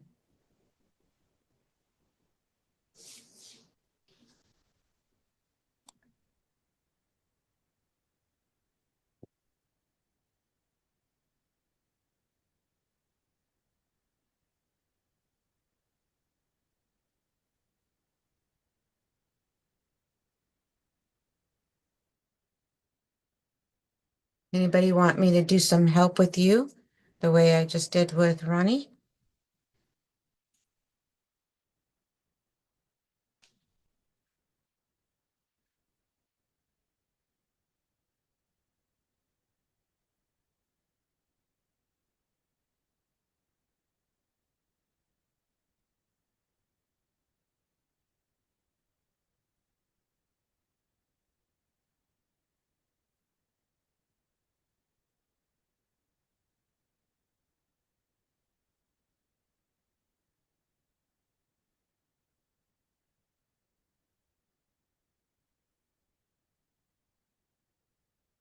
Hey, you need some help, Alice or Holly, on getting some of your facts listed out? No, I have mine listed out. Okay. I For think mine me, just really. Oh, sorry. go ahead. Well, mine just really boils down to finding another solution or reaching out to somebody else that may have the tools or like stop waiting on the one situation and just move forward and find a new one. Or it's insanity, right? Because I'm just waiting for the same thing over and over again. And it's not happening. So I'm just gonna keep driving myself nuts. Okay. All right. Holly, do you need any help? Well, I when I was listening to Ronnie, I was gonna say putting all your eggs in one basket doesn't seem like it's being, helpful to your situation. So, not just relying on one friend, maybe reaching out to family or other friends, or seeing if there is like other if there's like cleaning companies or stuff like that that can maybe help or assist. Because I know that there's one or two cleaning companies out there that will do like a couple hours and it's only like $20 an hour to help with cleaning. And they come in and do like a number of things, and one of them is usually the rugs and the floors. So, if Yep. you can find a way to budget into the budget, maybe, put, 20, 40, $60 aside and see about having a cleaning company come in for a few hours in preparation and in lieu of knowing your housing inspection is on the horizon. Yeah, so Holly, your brain went right into that solution, right? And so we're going to jump into that in just a moment. So right now, where I want your brain though is looking at what are the facts that you know. And so in Alice's situation, the facts that she knows is this person has not shown up consistently. We know that this person is having a challenging personal life right now. We also know that I have a deadline or a timeline of things that need to get done. I also know that I'm going to need to organize one area to deorganize another area to organize the area. Okay, that part is really stressful. Okay. Okay, we'll get Okay. there in a Like minute. if they said, oh, if someone said, "Ooh, we got you, we'll come tomorrow," I'd be like, please hold. Yeah, Like, you can't even get in the living room right now, bro. Sorry. yeah, yeah, right. Okay, Yeah, so we're again right now we're just listing the facts, the yeah, things that we do know right. I without. also so here's what I have on there. Sorry, you guys, my eyes like just watering. Oh, only Benny can see that. My allergies. Inspections. The bad. It was the carpet could have been replaced when I moved in. Okay, it was already bad. They had cleaned it, but Um, I want it to be clean for the kids. My grandson's always on the floor, right? Playing, doing whatever he's doing. Um, I want it to be clean for me. It makes me happier and more productive. Yep. Um, I have a dog, you know. Um, And peace of mind, also, because of the situation that I'm in, my funds are super limited right now. There's no funds for the work study going into the summer. I can't be a student in the summer. I have to wait until fall, so I won't get any. There's no more student loans, so I'm kind of in the throes of all of it, right? Like, where do I even come up with budgeting that money when there is no money? Right? So Okay. it's all the Anything else? things. It's all the things. Well, of course, it's all the things. And unless we get really specific, our brains keeps twirling. And so it's super important that we write these lists down, or if you're not a list maker, at least talk yourself through what you do know and what the facts of a situation are. Because the more detailed you are, the brain settles down and now it becomes manageable. Promise you. Okay. And our brains, though, are super lazy. Our brain doesn't want to do the work. It just wants to jump to the left side of the T model and go, see, it just is challenging and I just don't want to do it.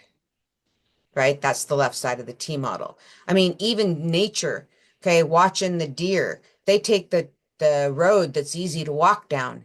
They don't go through the hard part, right? They go through the easy part. So that's what the brain is meant to do, because the brain has got an amygdala back here and it's constantly scanning for threat.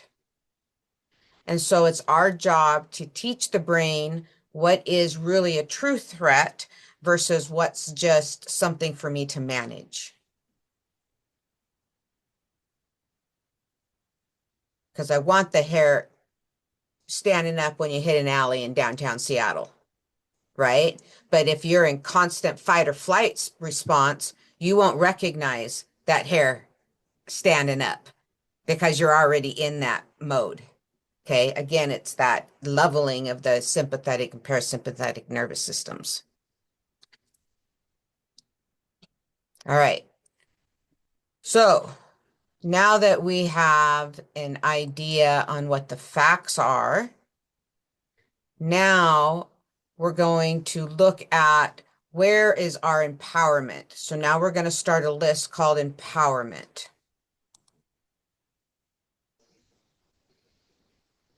Where did that go? There we go. Now on empowerment, we are now going to write down our area of control. And so now you're going to brain dump down an area of control. And this is brain dumping. This is not looking at reality. This is, if everything in life was possible, what are my options here? Okay, so think out of the box, your normal way of thinking. Think a little bit differently of possibilities maybe you haven't even thought of yet. Just allow the brain to wander. Okay, so I'll give you a few moments to brain dump. You need a minimum of 8. I prefer 15.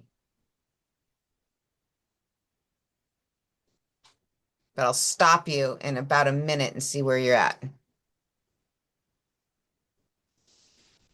Well, 5 minutes, sorry.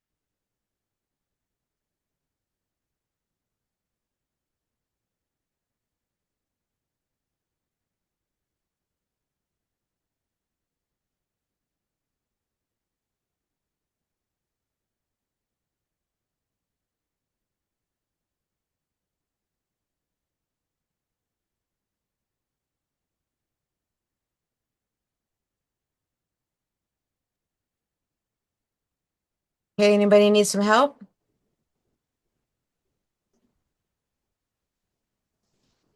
I want to push you Still to working on, 15. yeah, Go ahead, Holly. still working on mine. I have 6 at the moment. I'm thinking about it, so still working on it at the moment. Okay.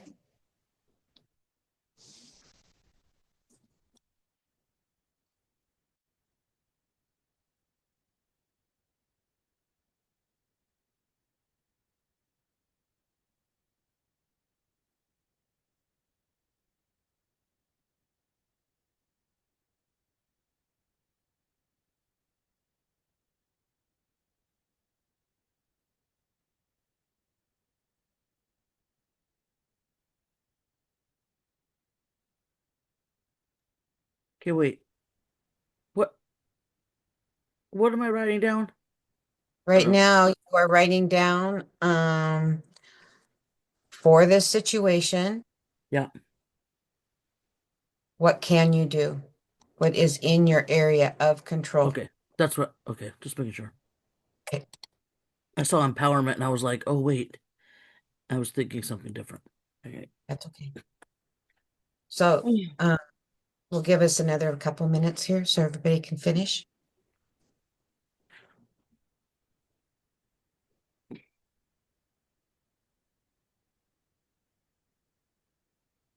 And remember, be so specific. Your brain needs to be specific.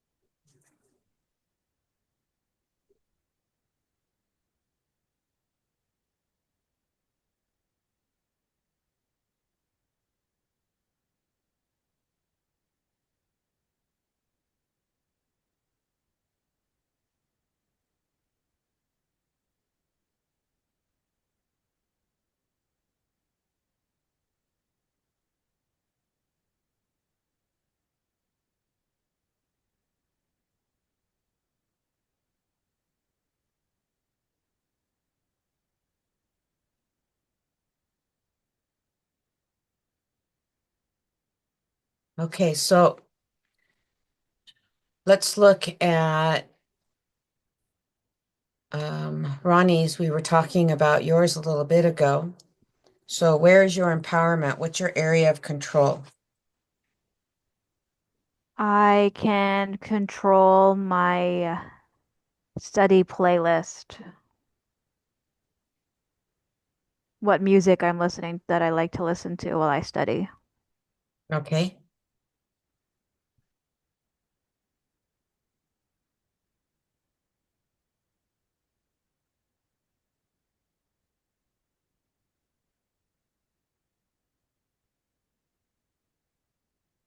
Okay.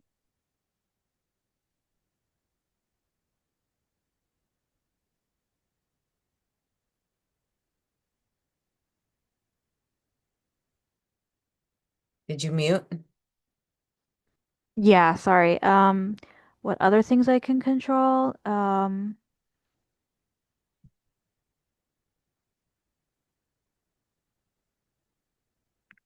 can control my study goal, like what unit I want to focus on for the day.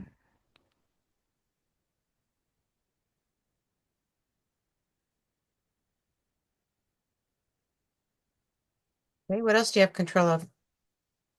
I can control my phone. Like I could put it on do not disturb mode or quiet mode because that distracts me a lot. So I need to do something with my phone.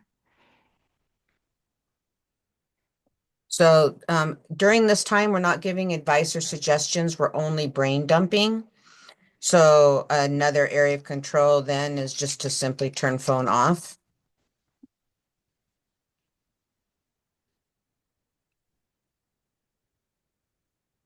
during study times. This one's not really related to studying, but like I can control how many shifts of work I pick up. I'm not working so much, so I have time to study. Yeah.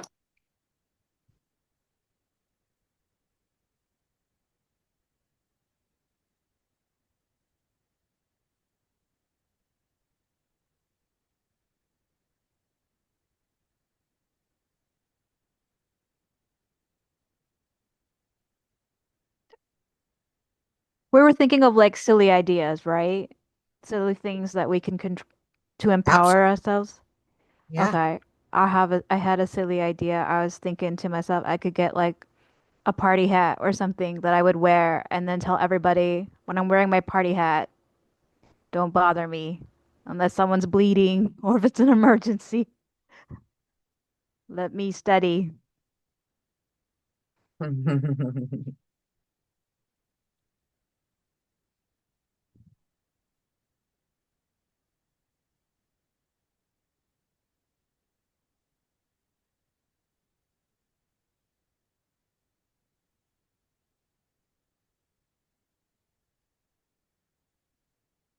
I could set up a reward system for myself.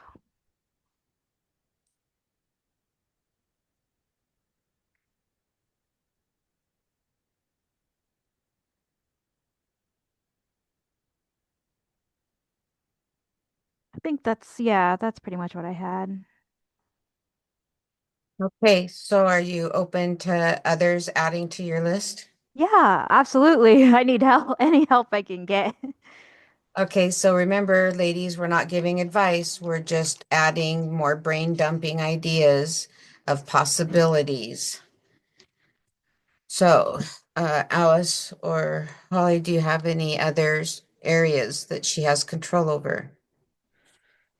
Um, c- w- um, I would say that you were able to prioritize being here tonight. So what if you set up like you knew you had to be here from whatever time to what time? So what if you just told yourself the same thing when it comes to studying, right? Like there a best time of the day? So every day you say, "Hey, like I don't know for the medical coding and billing, like how much study time is like when you it's too much and then you lose everything, or like could you sit down and do like a 15 minutes or you know because then it doesn't feel so daunting, right? Like even if you're working, uh I used to do that. I have a power hour I would break out into 4 15 minutes and put four really important things that I needed to get done, and that served me really well through the 2000s.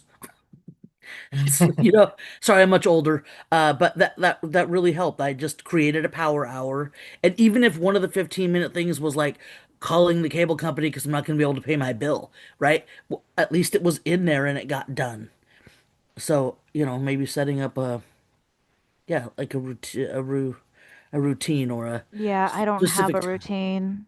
I know that girl. After COVID, what's a routine? I don't even know. I'm just Okay, so saying, again, we're just banging it. Yeah, we're just dropping things out. We don't have to look at the yeah. legitimacy yet. Okay, so I actually got two out of that, Alice. Set up a power hour to bang a few things out. Yeah. Okay, other ideas?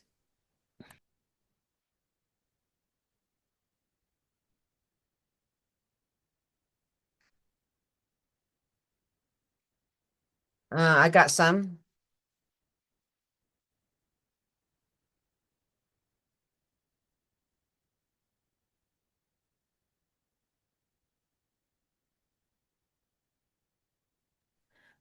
I like the library.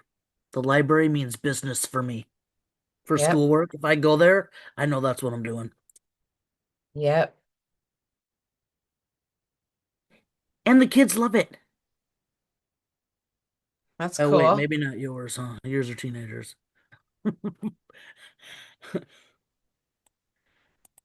Um, Is it not?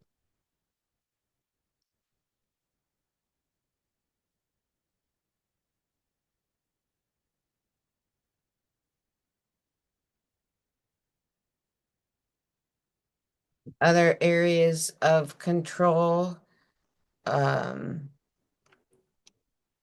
uh, create an office in your own bedroom slash house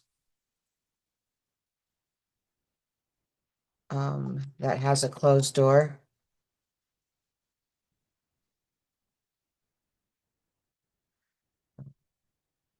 Get the kids active in out of house activities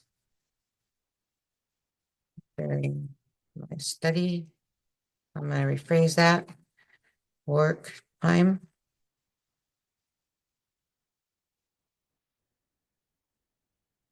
Prepare meals ahead of time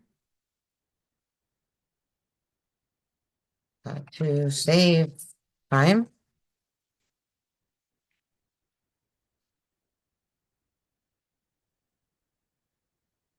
Do you want me Everybody, to take a picture of this list when we're done? I'll email it to you. Oh, perfect. Create a calendar of study schedule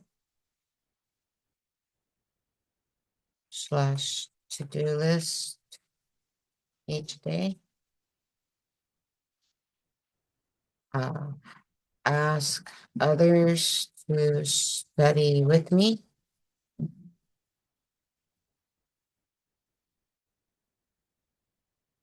Find a study partner. Meet at library, etc.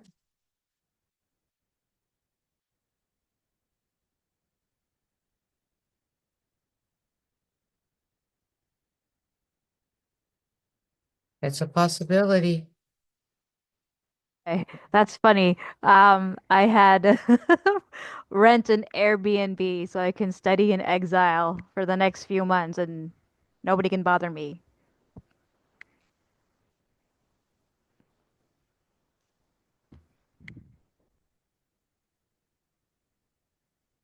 Is there a second bedroom? Can we go halvesies?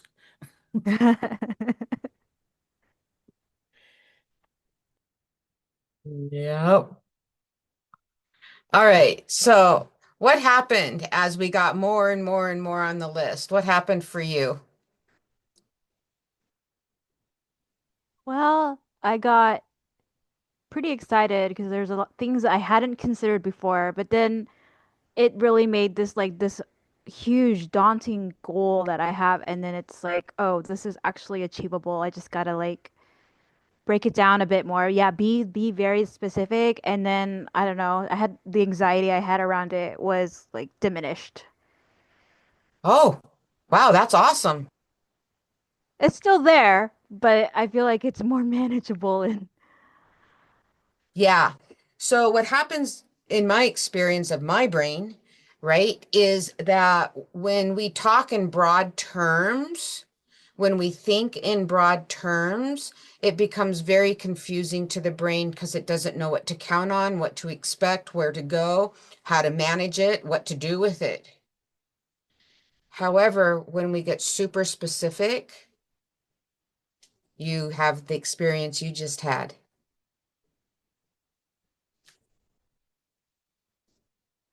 Anyone else experiencing that yet? With me, yeah, because as you were working with Rose list, I was sitting here writing down my own list. I'm like, because I wrote down, what I have in my empowerment or control, and then I wrote down like smaller pieces to each of them. Nice. Nice.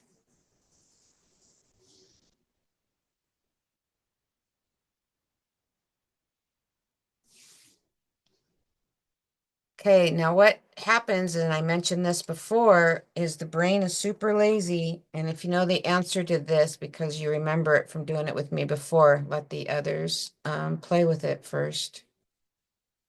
Okay. Is the brain super lazy? So what I'd like you to do is to turn that item on your screen into a 6 using one line. With one line, turn that into a 6.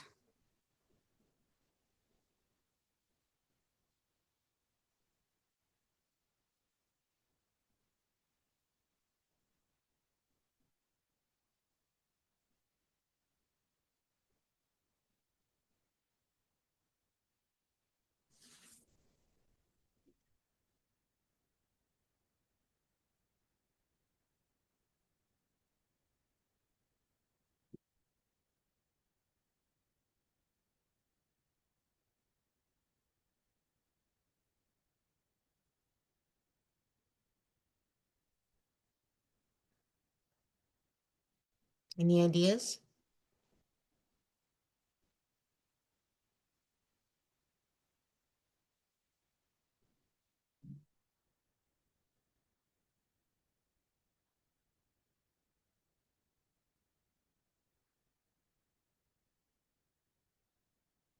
Are you ready for the answer?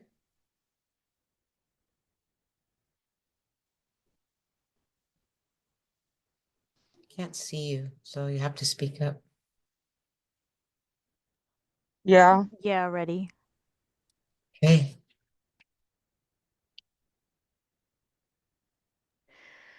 Yeah, that's funny.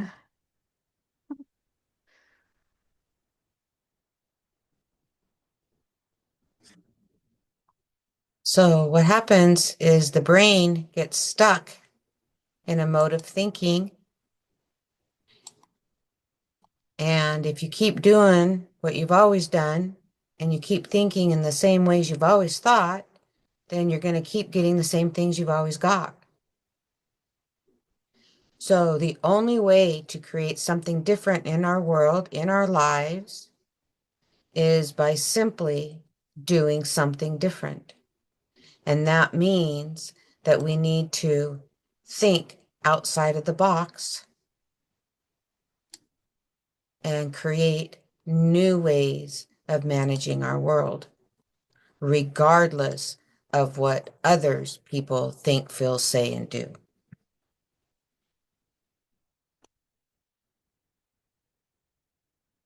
So what questions comes up for you on that?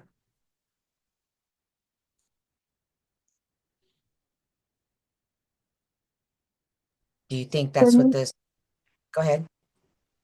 for me, when I was looking at the IX, I was actually sitting there going, how can I turn that from an IX to an actual 6? And I'm like, well, I could move the one line down and that could make it like a sideways 6, or I could turn it into a 6 by flipping, well, turning the X into a V and then flipping it by being Roman numerals. So I was thinking outside the box, but I wasn't thinking all perspectives. Well, you were actually still thinking in the box. You might have been thinking, on the skirts of the box, right? But you were still attempting to only deal with what you knew, the I and the X. Yeah. And so the brain only knows what it knows. That's the point of us needing to think outside of what our normal way of thinking is, to do something different than maybe we may have ever considered before. And when we do something different, listen to the language, when we do something different, it automatically changes everything on the inside and the outside of the box into something completely different.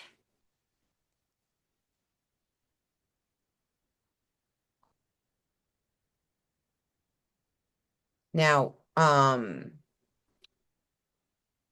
thoughts or comments or questions on this so far?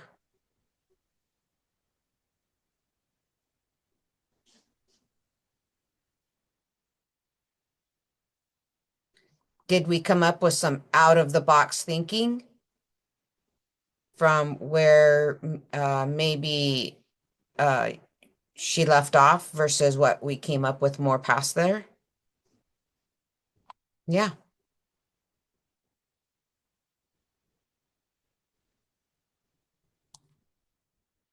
Okay. Alice, how about you? What's going on with your empowerment, your area of control? Well, I could check like Facebook Marketplace or some of the groups that I'm in sometimes.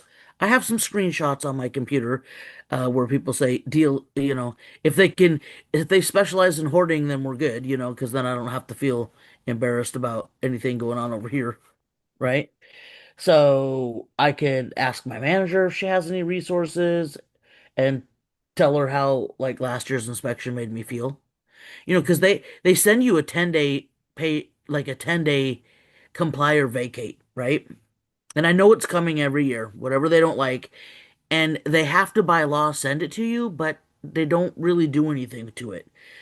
But when you get that on your doorstep, you're panicking, right? Like I don't want to be homeless over some carpet, so maybe I just need to talk to her and tell her. I said I can vacuum really good. Yeah. Uh, I could buy some more rugs.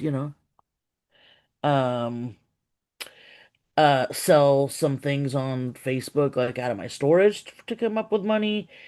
Try to get on Whatnot more. I could call churches. I could try to do it myself. Um, I could put out an SOS on Facebook. Maybe somebody else have another friend or something. Reach out to friends. Try not to worry about it, and say, "Who cares? It's just carpet." That's what I got. Okay. Here, I'm going to add some more to your list for you. Okay. Okay, you want to write them down or you want me to type them out? No, I can write up. Sorry, man. This eye is crazy. So check your rental agreement and your housing authority agreements regarding carpet and such, Okay. because I believe that there is a clause in there through one of the housing authorities that says that carpets need to be replaced every 10 years. Okay. Because I Okay, asked the check manager, and she said that. for here there's not, but I'll check the housing authority. Okay, yeah. So anyway, check all your legal documents. That's always the first thing. Yeah. Next thing, check your rights in Washington state tenant, landlord tenant laws. Uh, and then only when you communicate, do you communicate facts.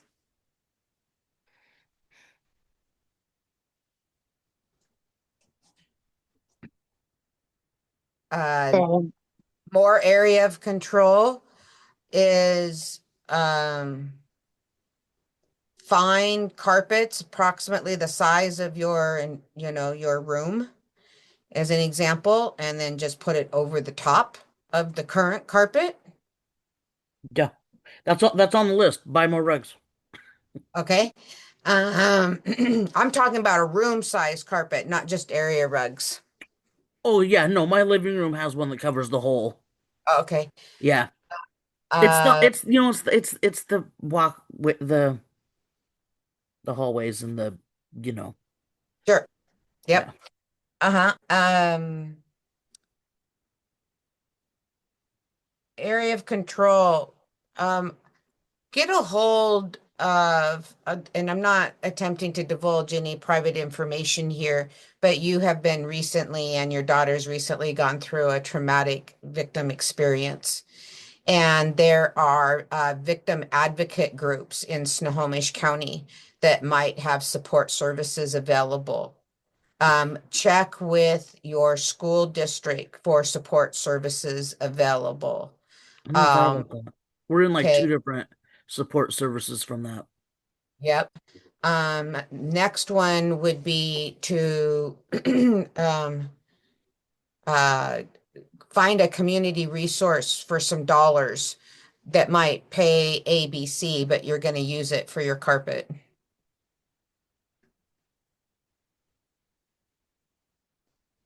Um, Other areas of control is take out of the house what does not need to be in the house immediately, right? Take it to the storage unit if you're not going to use it in the next 2 to 3 months. Get it out. Yeah, that's another. I have a really nice storage, but it's full. It's here, but it's big. Yeah. I need to gut it. That's on the list. Yeah. Um, all right. So again, just thinking out of the box. We're not looking at validity of things. We just Yeah. need to brain dump. Now, what's actually happening, ladies, and I'm going to take us back to the T model, is that what we were doing when we're looking at what we can do, we did that through curiosity. Oh, well, I could do this. Oh, I can do that. And then what happens is because we've brain dumped, we're open-minded, we're looking towards the future, and the future is 10 minutes from now. And it's going to lead us to a solution based on your willingness.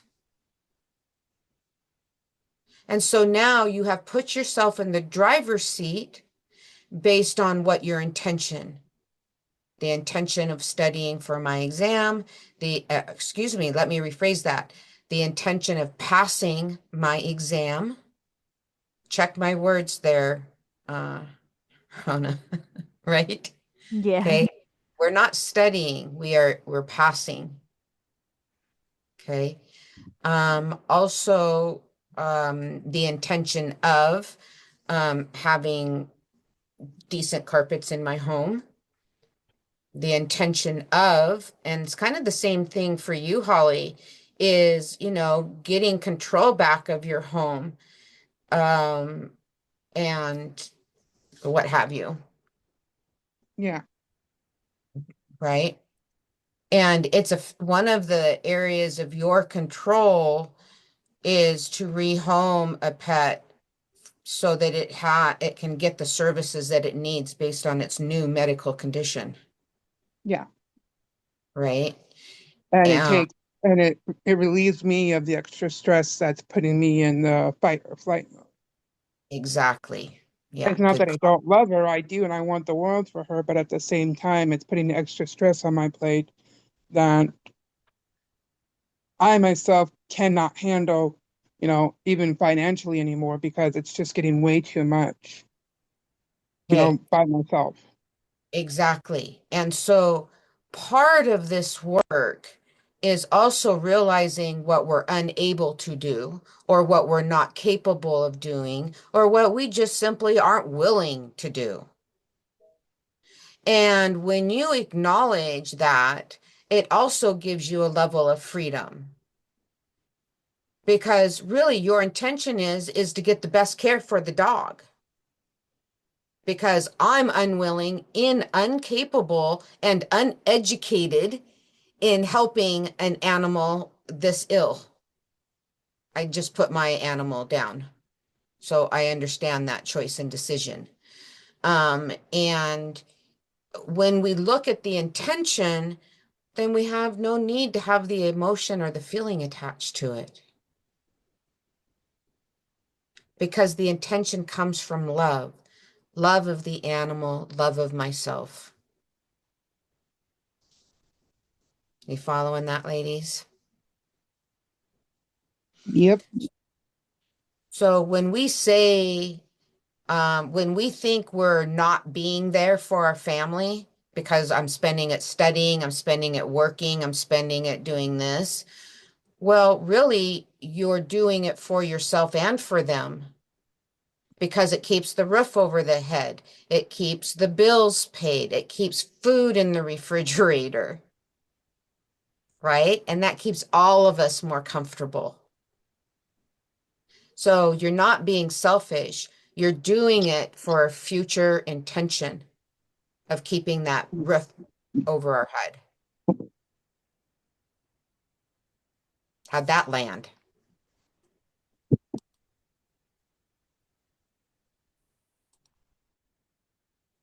Okay, so back to empowerment, back to what we can do. So this is the new language. So I would like you to add this to your empowerment list, to my area of control.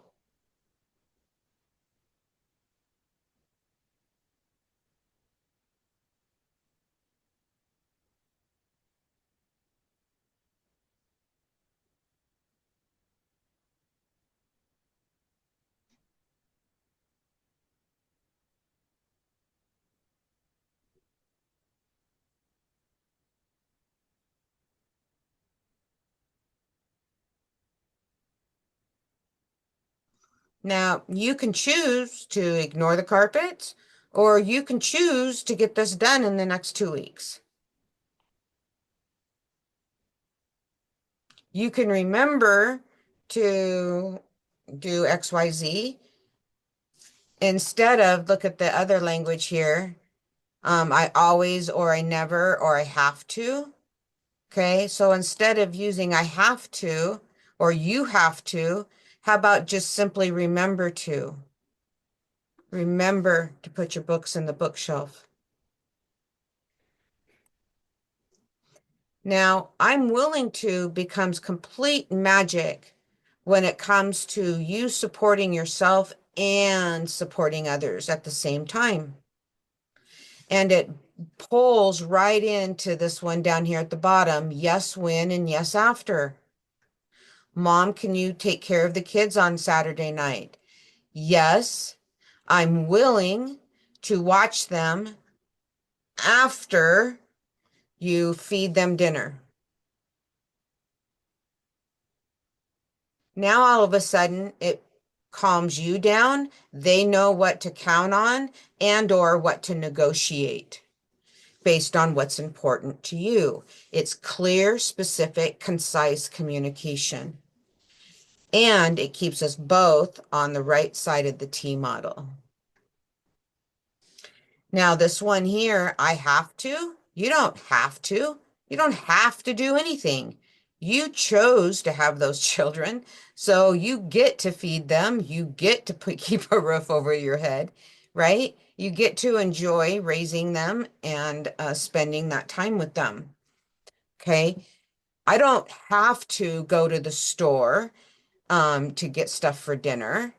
I'm choosing to go to the store so we can have a healthy dinner tonight. Or I'm choosing to go to the store so I can make XYZ tonight. So when we release the have to, all of a sudden we get to and I'm choosing to, which is empowerment. And more importantly, stinking thinking language releases cortisol into the system. It's the stress hormone. And then that stress hormone goes straight to the brain and it clogs the brain's ability to think clearly. And it can get us stuck over here on the left side of the T model. So by simply shifting our language, we are shifting our thoughts, and we are now releasing different chemicals into our body, and they are called daily dose. That's the dopamine, the oxytocin, the serotonin, and the endorphin. And so when you release these happy chemicals into your body, then it becomes even easier to stay on the right side of the T model over and over and over again by simply accepting the new information, whether you like it or not. Is it a fact that this is new information? Yes. Is it a fact that was traumatic? Yes. Is it a fact that? Yes. So when we just simply accept the fact, then we can get about the business of figuring out how to thrive with the new information. When you reject the new information, this is horrible, I don't like this, I don't want to do this anymore, that keeps the cortisol floating. And it keeps us stuck in our feelings and in our emotions. So we get to choose every time we get new information. And that can be as simple as I stubbed my toe to I just got into a car accident. We get to decide which chemicals to release into our system. I'm making an intentional choice to release the 4 happy chemicals into my body so that I can think clearly and find practical, viable, simple solutions. And it starts with my language. Now, the next one is I can. We have a tendency to focus in on what we can't do. You're right, I can't do those things. However, I can do X, Y, Z. Now, one of the things I've been working on is creating new garden beds in my garden. And I have a horrific back. Therefore, I can't work all day long in my garden. However, I can go out and work for about an hour and a half to 2 hours each day. And so when I focus in on what I can do, which is what we just came up with in your area of control, all of a sudden you're living on the right side of the T model. Now, when someone else is telling you all about yourself and how horrible you are and XYZ, when they are inflamed, they are in the left side of the T model. Their brain is not thinking clearly, and you arguing with them or telling them they're wrong will not work in the moment because their brain's floated with cortisol. So instead, just be empathetic and allow them to be correct at the moment by simply accepting that's their current thoughts, that accepting that is currently their experience. Doesn't mean it's forever. It just means in this one moment, that is their current thought. Therefore, I'm going to simply allow them to be correct in the moment. Thanks for pointing it out. I'll work on it. And then the next one, of course, is we got to release this but. Okay. Yeah, buts of the world. That cancels out everything that was said before it. It is a closed, fixed mind. Instead, let's ask some questions out of curiosity. And those curious questions are, if you're taking notes, who, what, when, where, how. Who, what, when, where, how. Now, this is all part of the tools that we've done tonight, but I've done them in a highly simplified form. And so if you need additional support, we can certainly give that to you. But when it comes to asking questions out of curiosity, I'm gathering information so that I can have more facts. Because the more facts you have, the less assumptions you have, because the assumptions are what create the emotional driven behavior. The other thing is to recognize your assumptions and then ask questions out of curiosity to turn them into facts so that you can make an informed choice and decision that's going to set you up for success. Win, moment to moment, situation to situation.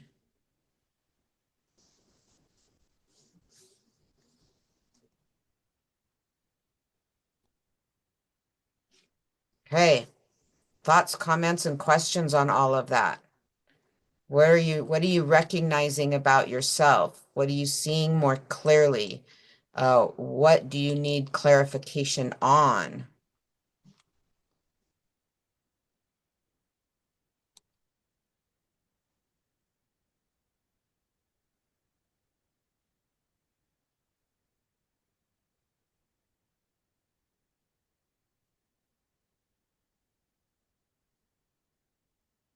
So did you know you were in the driver's seat?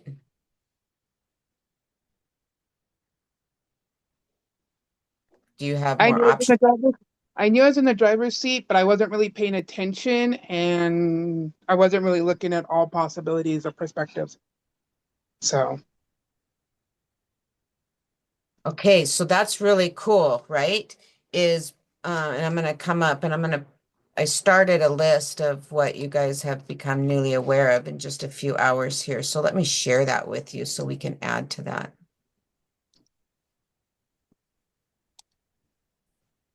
And this is where I've been taking the notes. And so I'll email this to you after class today.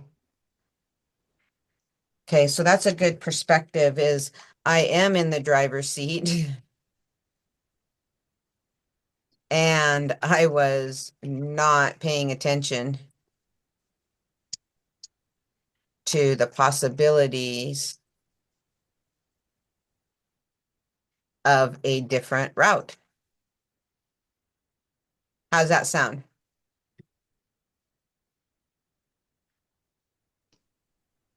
It sounds good. Hey, what else are we seeing more clearly, ladies?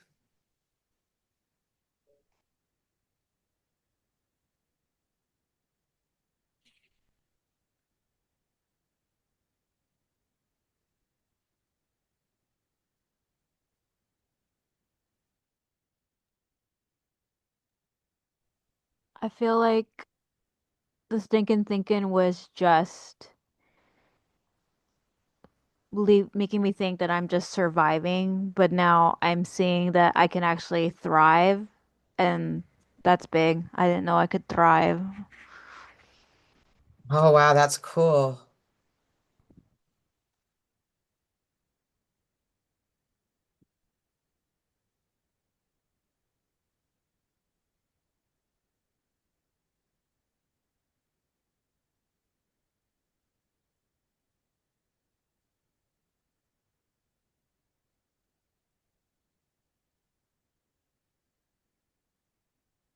Did I word that okay?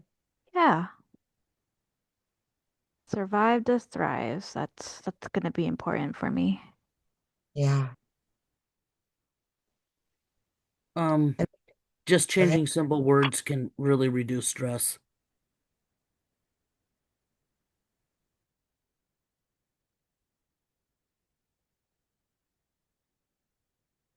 Yeah. Maybe just simply changing your environment or the situation you're in can also change what you're dealing with, you know? Instead of staying put in your fight or flight mode, distract yourself with something else or step away or put it on the back burner. Just, simply get away from it so you're not, looking at it at the moment, you know? Do something for yourself. Read a book, listen to music, dance, write, read, draw, you know? Yep. Self-care. Maybe Yep. call up a counselor, call up a friend, you know? Go for a run, take a shower, take a bath, you know? There you Maybe go. schedule maybe schedule a spa day. Yeah, spas are expensive, but you don't have to have like a full day, just like a couple hours, you know? Yeah. And so those things help you prevent you from going into this fight or flight mode.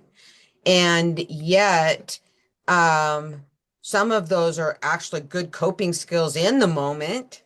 And so this work here of identifying your area of control actually keeps you from going into fight or flight for that situation because now you're prioritizing back to our 4 quadrants of time management and we're making a plan for success. Pretty powerful. Pretty powerful. Okay, what else are we recognizing? That we're strong, independent women and nothing will stop us. Ha ha ha ha. There. I said it.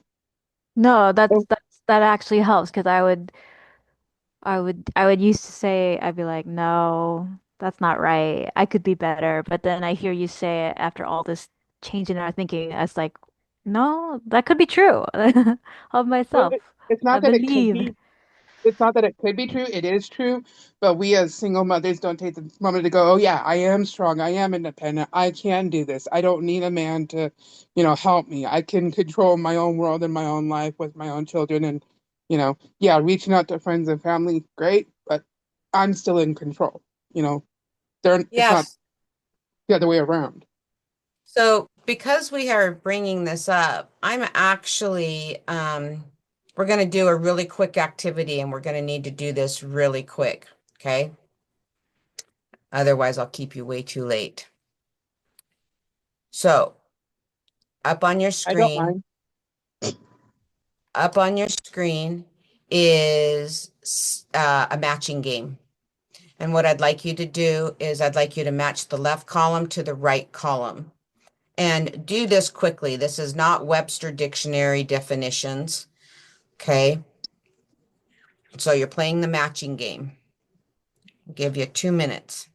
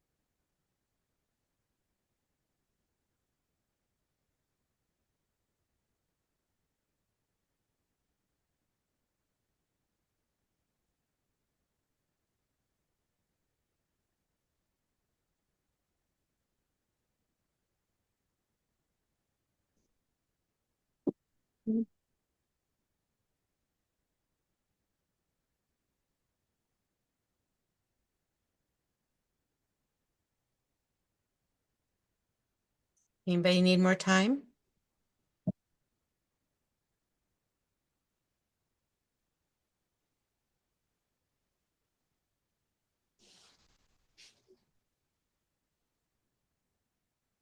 Okay. So now let me share the answers with you.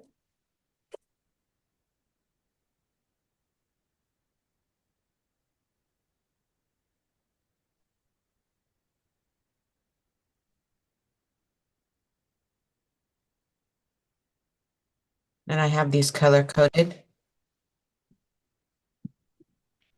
So we'll start with self-respect.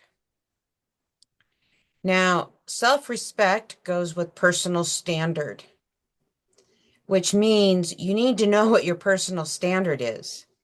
So if your personal standard is to be kind, then when you're kind, you create self-respect.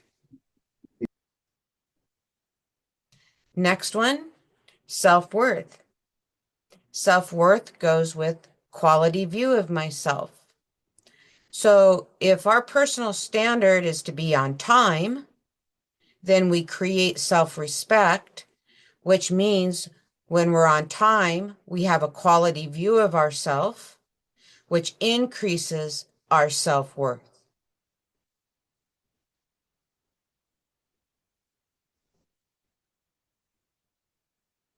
Next one is self-confidence.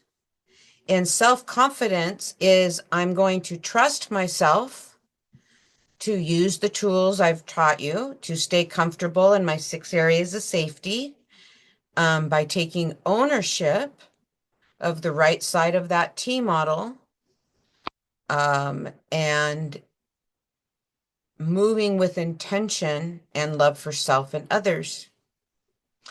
So I'm trusting myself to stay comfortable in my 6 areas of safety. Next one, self-value. Now, when you know what your principles and standards are, and then you honor those, then you create self-value. And so you need to know what your principles and standards are. So if your principle is hard work, then when you are a hard worker, then you have supported your value of hard work. Therefore, it increases your confidence to do it next time, which increases your worth and your respect. Next one, self-esteem. Self-esteem goes straight across to favorable regard for self. Again, you like yourself, you have a good idea about self, and it doesn't mean you, are conceited, okay? It's just that you have favorable regard. I'm a kind person. I favor that. Next one is self-efficacy, not be a new word. Self-efficacy goes with I influence the outcome. I may not know how to do it. However, I know how to get it done. I can watch YouTube videos. I can ask a friend. I can look at Facebook, so on and so forth. We just went through our whole list of our areas of control. So, what are you seeing more clearly here?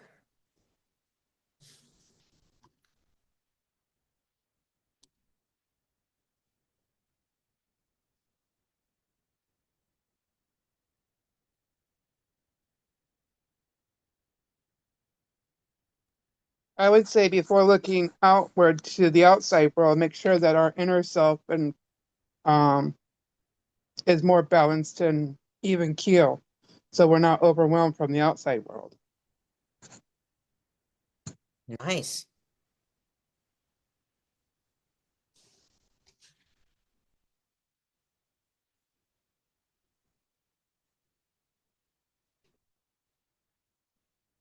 What else are we seeing more clearly?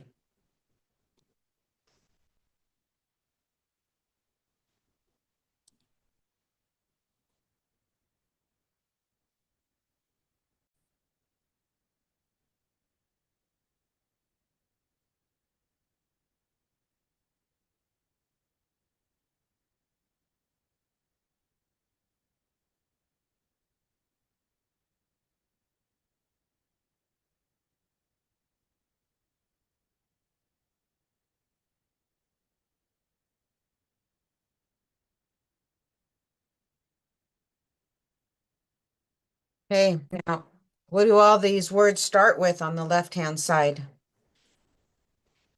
Self. So where did these 6 concepts come from?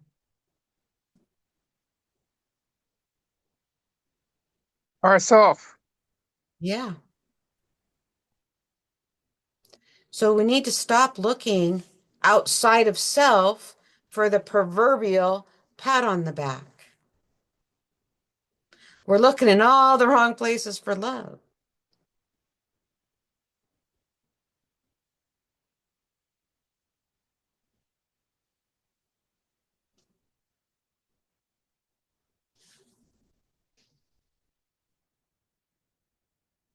So take a minute and rank yourself from 1 to 5 in each area. 1 being low, 5 being high.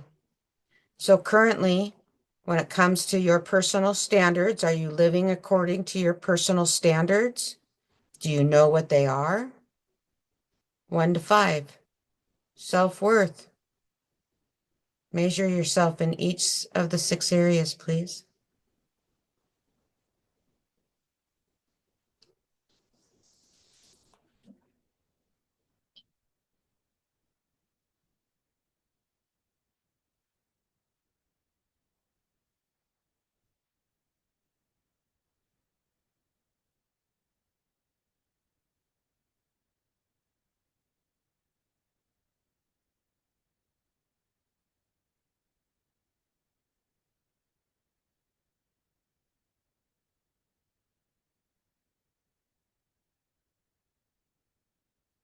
don't understand.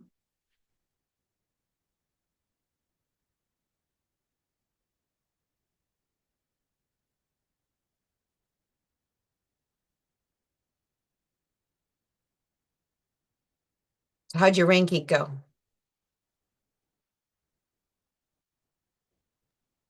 I'm mostly solid threes. Okay. I have 1, 2, and 1, 4. Yeah, same here. So I know that there's still areas to be worked in, but there's like areas that I'm doing really well in too. So Yeah.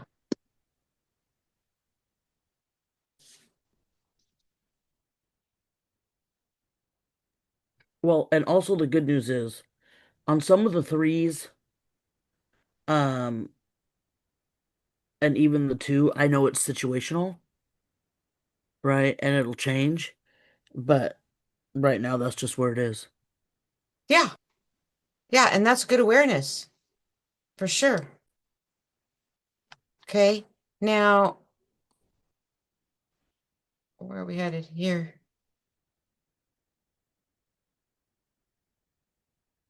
So when it comes to living with your ownership, your 6 areas of safety, that's where the I, the me, and the mind comes in. I don't need to tell other people what to do or what not to do. I only need to control I do, what's important to me, and how I'm managing it. And when I do that out of a happy heart, being intentional and out of love, and I pick up these behaviors on the right, then we're all moving with intention, and I'm moving with a happy heart. Now, when it comes to the 6 areas of safety, these are my job.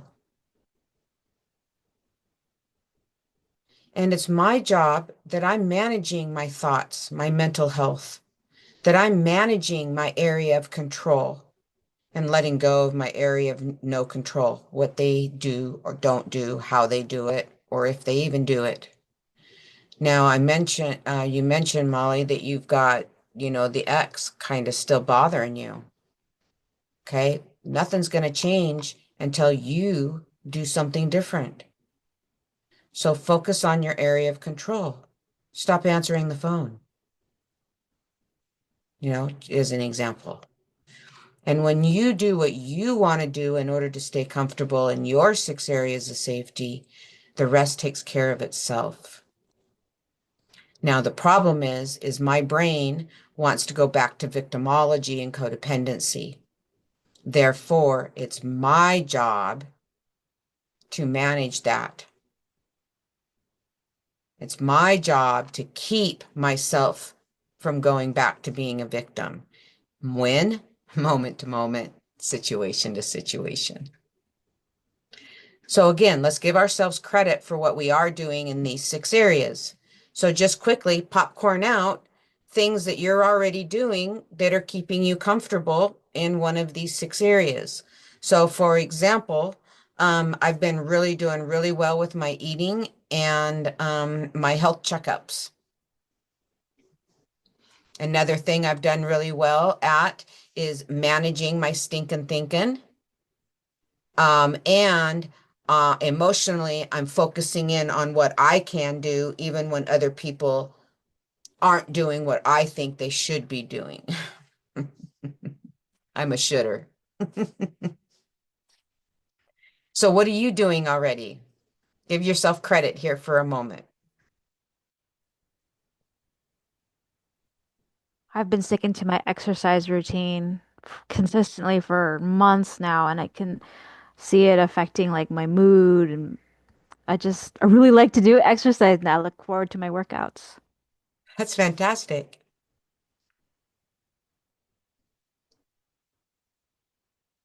Okay, what else can we give ourselves credit for? Um, for me right now, it's getting my daughter and myself through the therapy from our trauma. That's right. Yeah. And so part of that now is learning to manage that stinking thinking, right? and shifting that language to help that brain support every other piece of this, because these are all intertwined.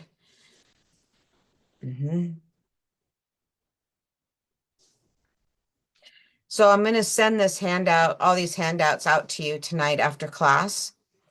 And I really want you to know that you are in the driver's seat and that there is the ability to manage life more effectively instead of allowing it to manage you. Make sense? Okay, so before we go, I would like to share with you a audio or a video. So let me get If I through. actually told people how I'm feeling, they would think of me differently. That is a lie that I told myself.